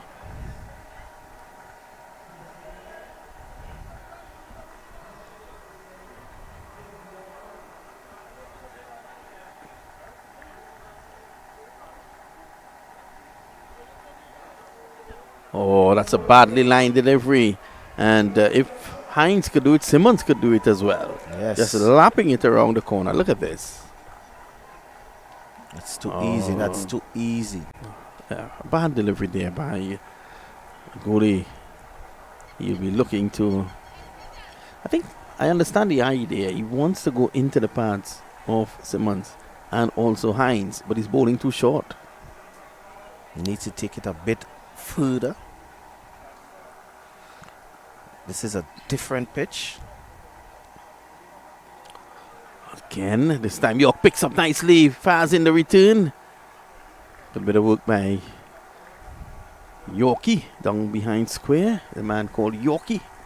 It's a nephew of Clint York, the son of Clint York, former Trinidad and Tobago middle order batsman, and the nephew of Dwight York, the legendary, and a very good friend of Sid Gray. Both of them would have played at the World Cup in 2006, the FIFA World Cup. Tobago boys. Yes. Kohli. Simmons. Oh, that's beautiful. That's 4. He just came back and played it very late. No chance for Mamchan at backward point and into the boundary for 4. So Kohli, but for an expensive over. Mamchan diving over that one. Mamchan dives like he was in the pool. At his backyard. Well. These two have made a magnificent start. 41-3. And Sammy Rupnarine is he gonna come for his second over? In fact, it's gonna be Mbeki Joseph. He's looking to take the pace off.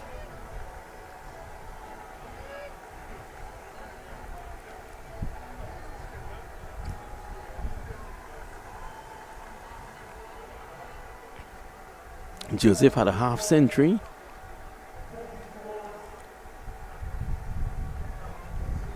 Has bowled well in the tournament so far. With his medium pace, he's a thinking cricketer.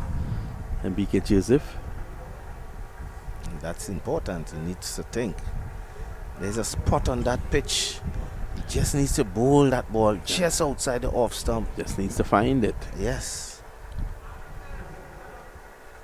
It's very difficult to get the ball away when you bowl at that spot.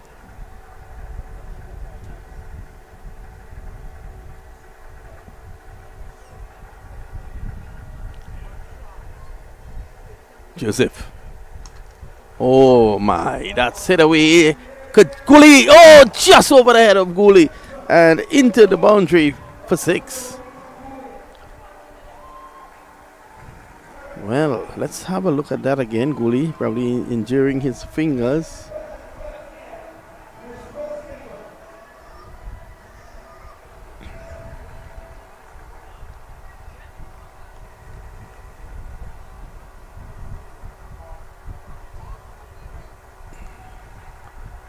That's 1. Kohli probably mistimed his jump there. He's a tall man. And I think he was waiting on it, and all of a sudden he just saw it going over his head. I think had he made a little jump, he might have been able to at least parry it back onto the field. Yes, I think he thought he had it covered. Simmons on 21.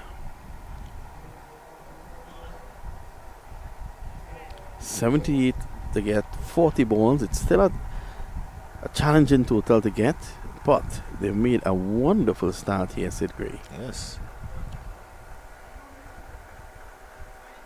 Islanders need a wicket. They have to find a wicket somewhere, somehow. Break this partnership. Break the momentum.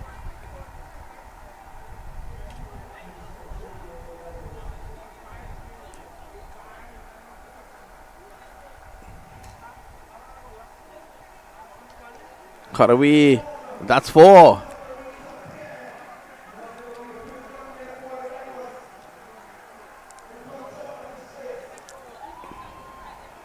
Too wide.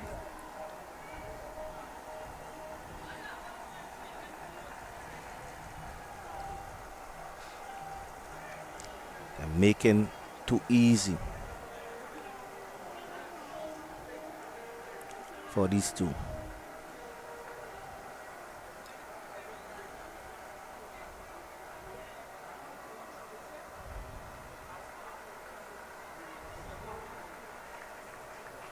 Yeah, this is 13 in the over thus far.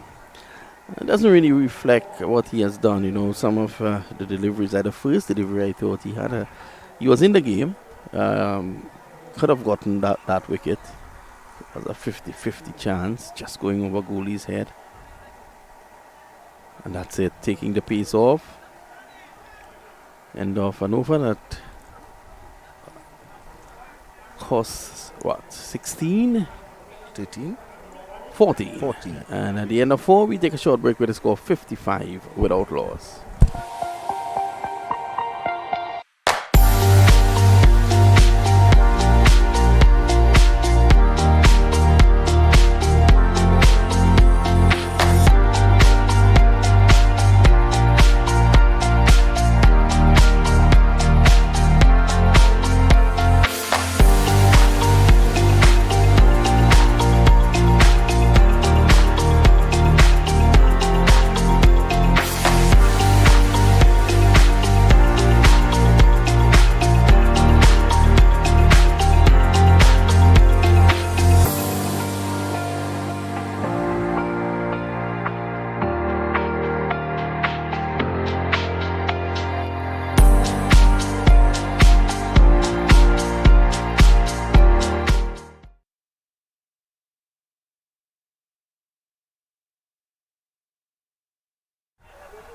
He just want to travel. So we're back in. It's going to be Liam Mamchan. Best of the Manchan.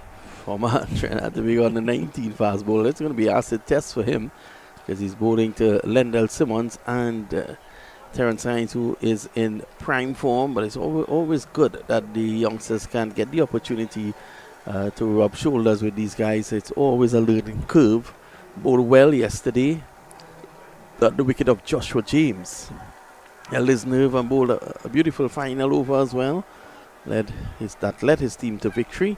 And here he is from the far end. He's going to bowl to Lendell Simmons.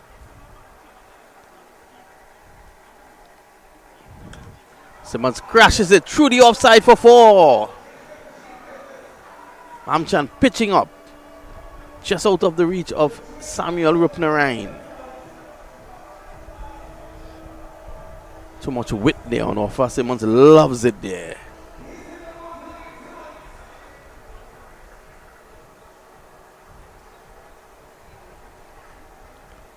.59 without loss.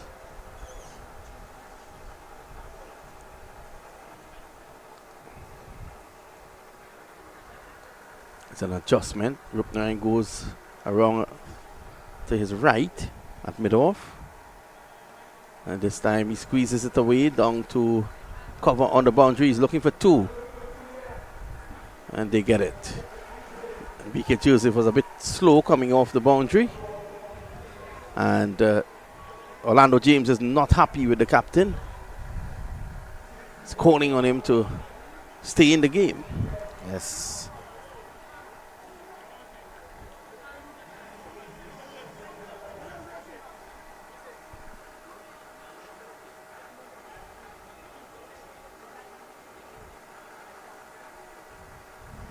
There's Mamchan again. This time he's slicing it over Rupnarain, and that's 4 more. Trying the slower delivery, but again giving Simmons width. Simmons loves that.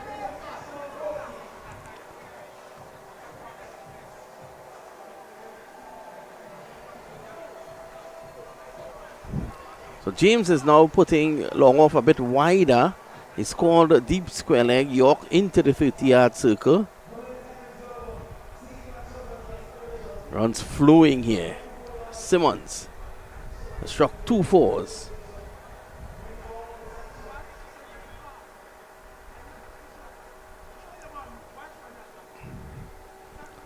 Amchan is going to try round the wicket to Simmons. He's opened his stance a bit.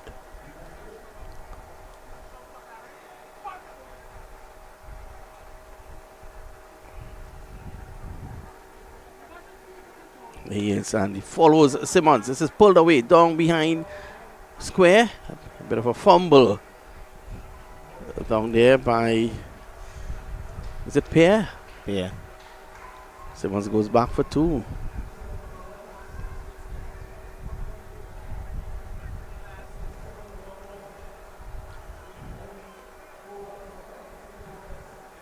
Simmons 35 of 13 and Hines 31 of 15. Sharing the workload.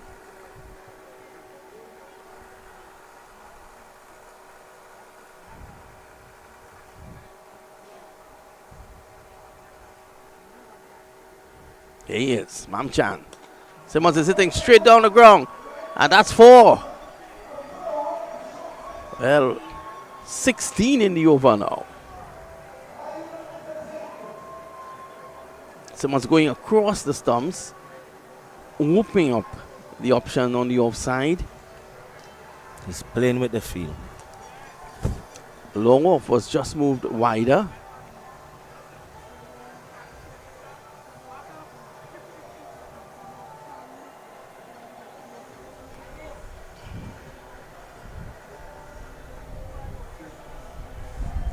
$39 to Simmons. Hines 31. 55 to get 31 balls.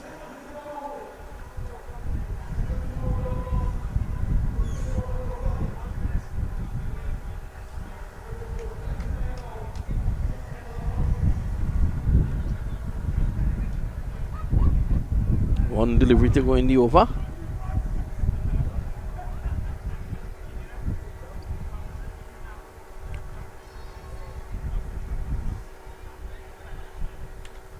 Spliced over backward point. That's 420 in the over. What an expensive over that was there from Mamchan. And at the end of 5, it's 75 without loss. Again, feeding Simmons in his favorite area. Yes.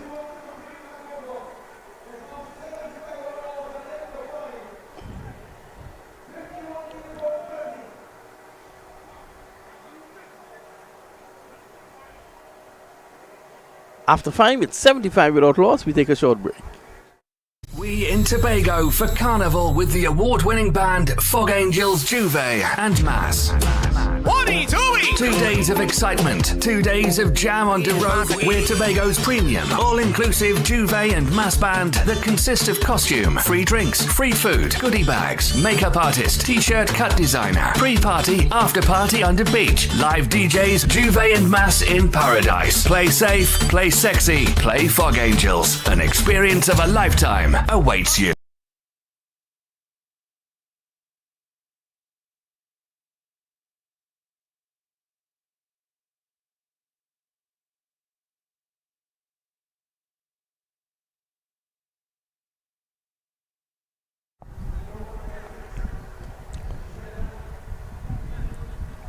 So Rupnarain, can he weave some magic here? 51 to get off 5.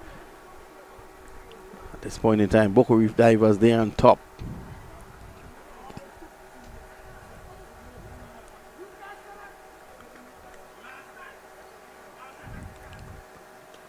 Oh, this is struck away. That's a mighty hit for 6.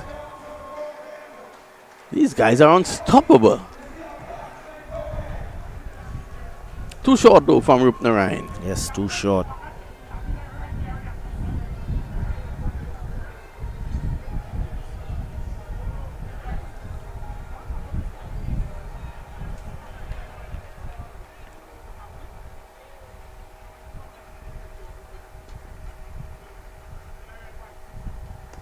Straight down the ground, and that's 6 more.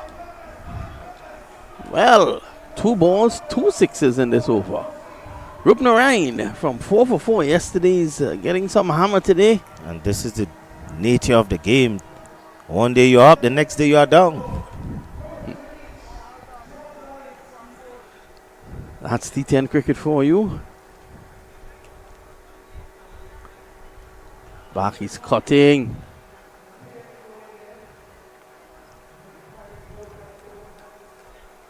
Sammy Rupnarine, none for 26. He's in his second. Still 3 balls to go. Very capable bowler. Looking to get that breakthrough. Simmons. Down the ground. Only makes good ground.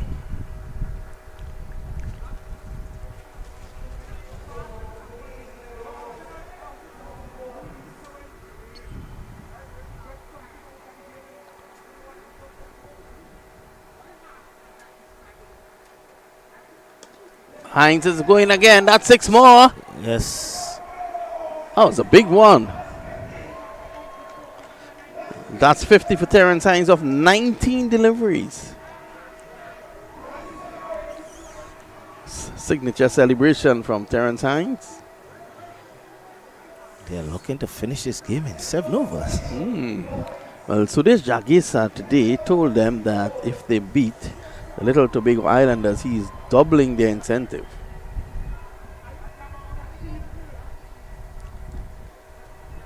And we know Jagisa. Ooh, that one gripped.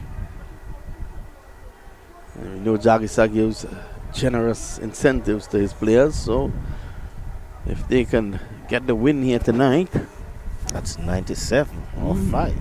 they may buy out Roxborough. Off 6 overs. Sorry. 29 in 4 overs and a ball. In fact, that was the end of the over. 29 to get in 4 overs.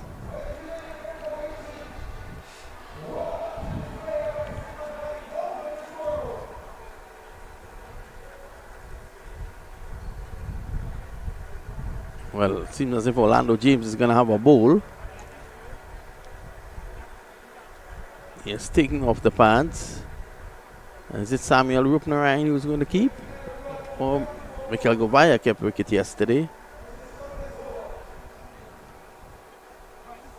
Has to try something.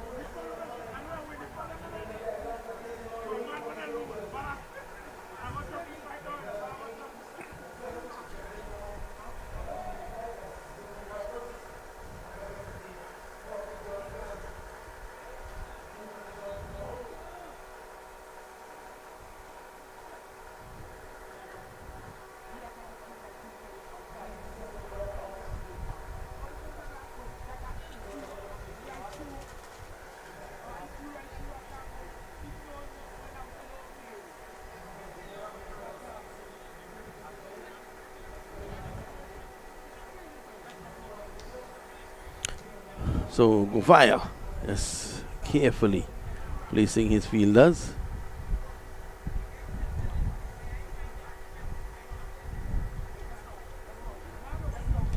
Simmons is slashing at this. He's in trouble. And the catch is dropped. Donovan Roberts. I think he should have left that for skipper and Becky Joseph, who was coming in. It's easier to run in. Look at this. It's easier to run in, I think, than run back. That's an easy catch there. I think Donovan wasn't settled. He was still going back. That is the palm of his hand. I think Joseph should have called for it. 99 without loss.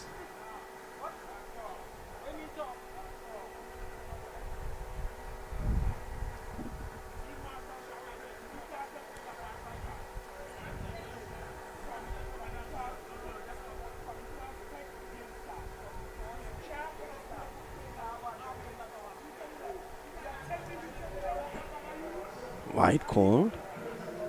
It's 100 up.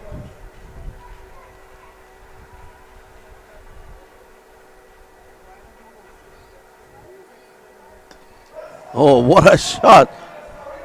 6. What a shot from the Simmons. Was that the helicopter shot? 50 for Simmons as well.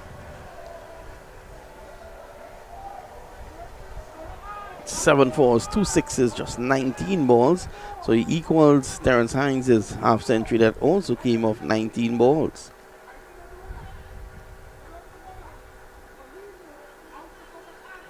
Good delivery there by Eagle Fire.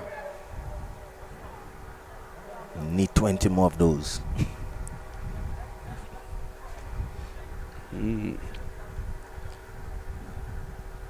So 21 of 20. Run a ball. This is going to be an easy victory for the Divers.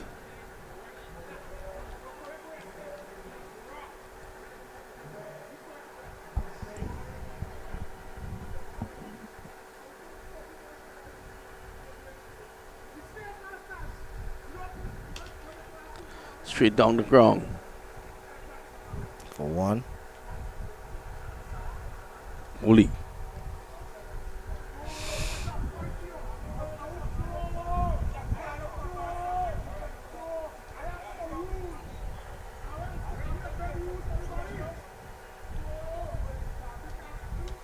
Oh, this is driven.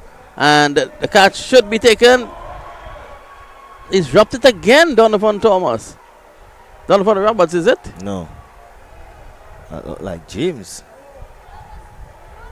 Yes, it's definitely Orlando James. So the luck definitely not with the Islanders as well. Oh, he should have swallowed that. Normally he has great hands.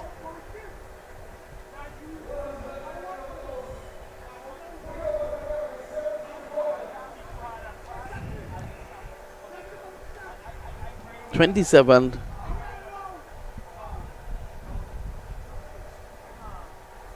James is going to come out to take a bowl now.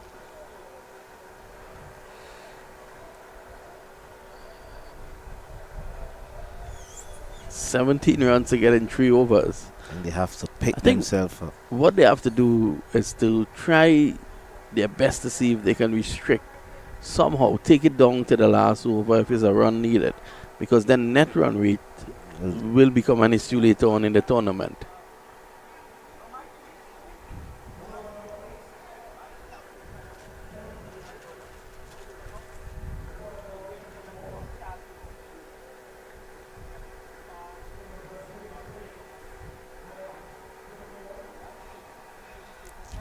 Sloppiness are stepping into the Islanders. Drop catches. I think they didn't bowl pretty well at all. Clipped away, and that's 4.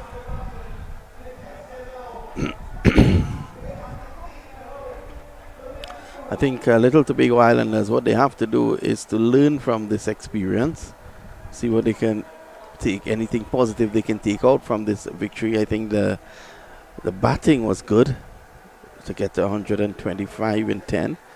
The fielding left a lot to be desired. The body language as well.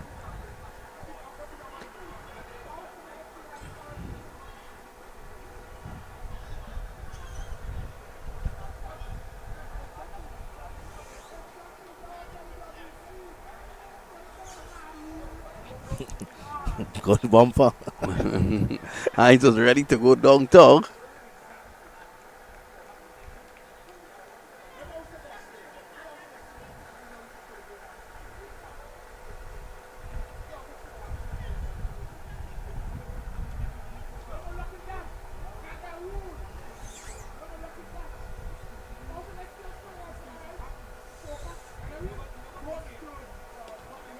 Struck away. That's a mighty hit for 6. Over mid wicket.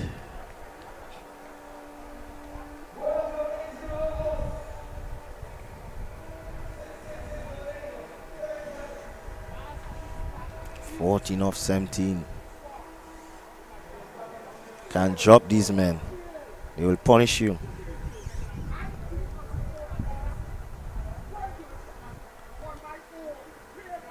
Just a couple runs needed now.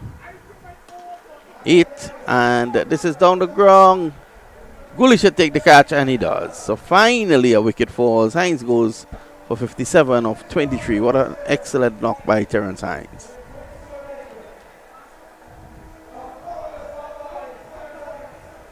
He got the elevation, but not the distance.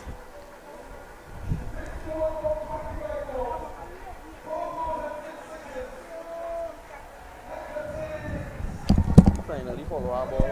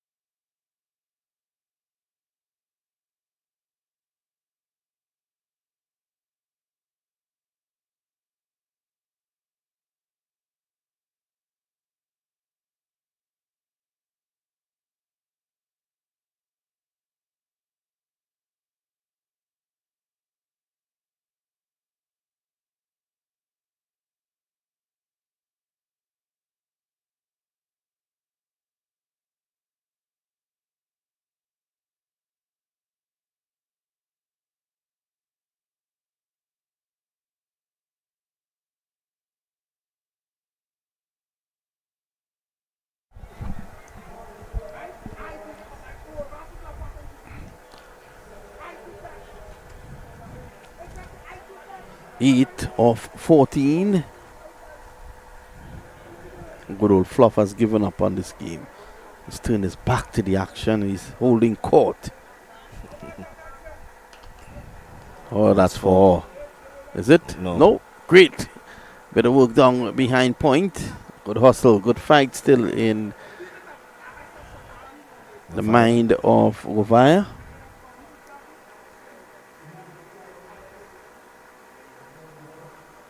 Four runs needed or 6? 6 runs to get. 6 runs. James will want to end this over nicely.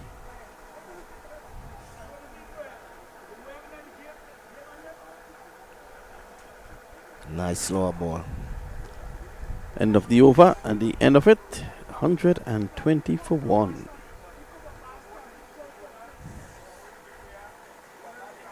We in Tobago for Carnival with the award-winning band Fog Angels, Juve and Mass.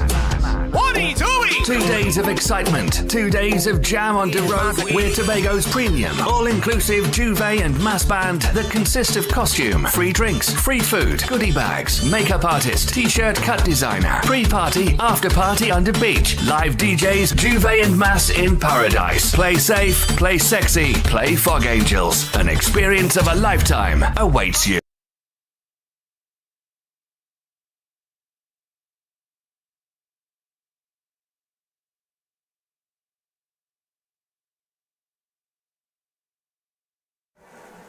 Going to bowl a penultimate over with 6 runs needed. And the way Simmons has batted tonight together with Hines, it's just a strike away. And knowing Lyndon Simmons, he will try to finish it with 1 ball.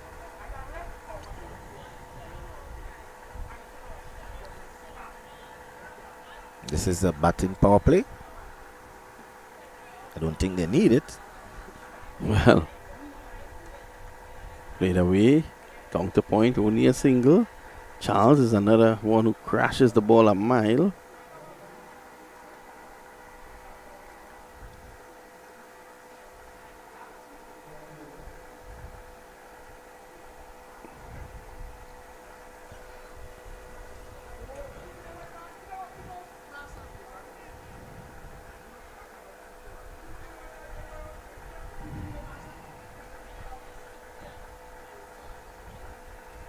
Charles will try to go after this, finish this game. Well, it's over the fielder at cover. That's pair, and that's the end of that. So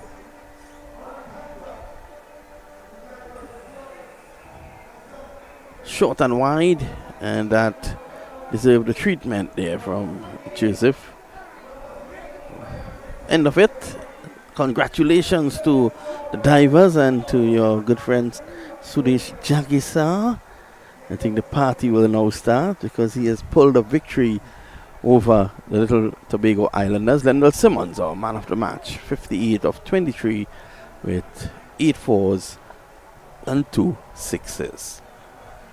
So we want to thank you for being with us tonight. The divers now move on to 2 wins from 3 matches. Islanders stay with us with 1 win from their 3 games. So we want to thank you for being with us tonight and urge you to return tomorrow when we continue the action here in the Chief Sec Tobago T10. We'll be live at 5.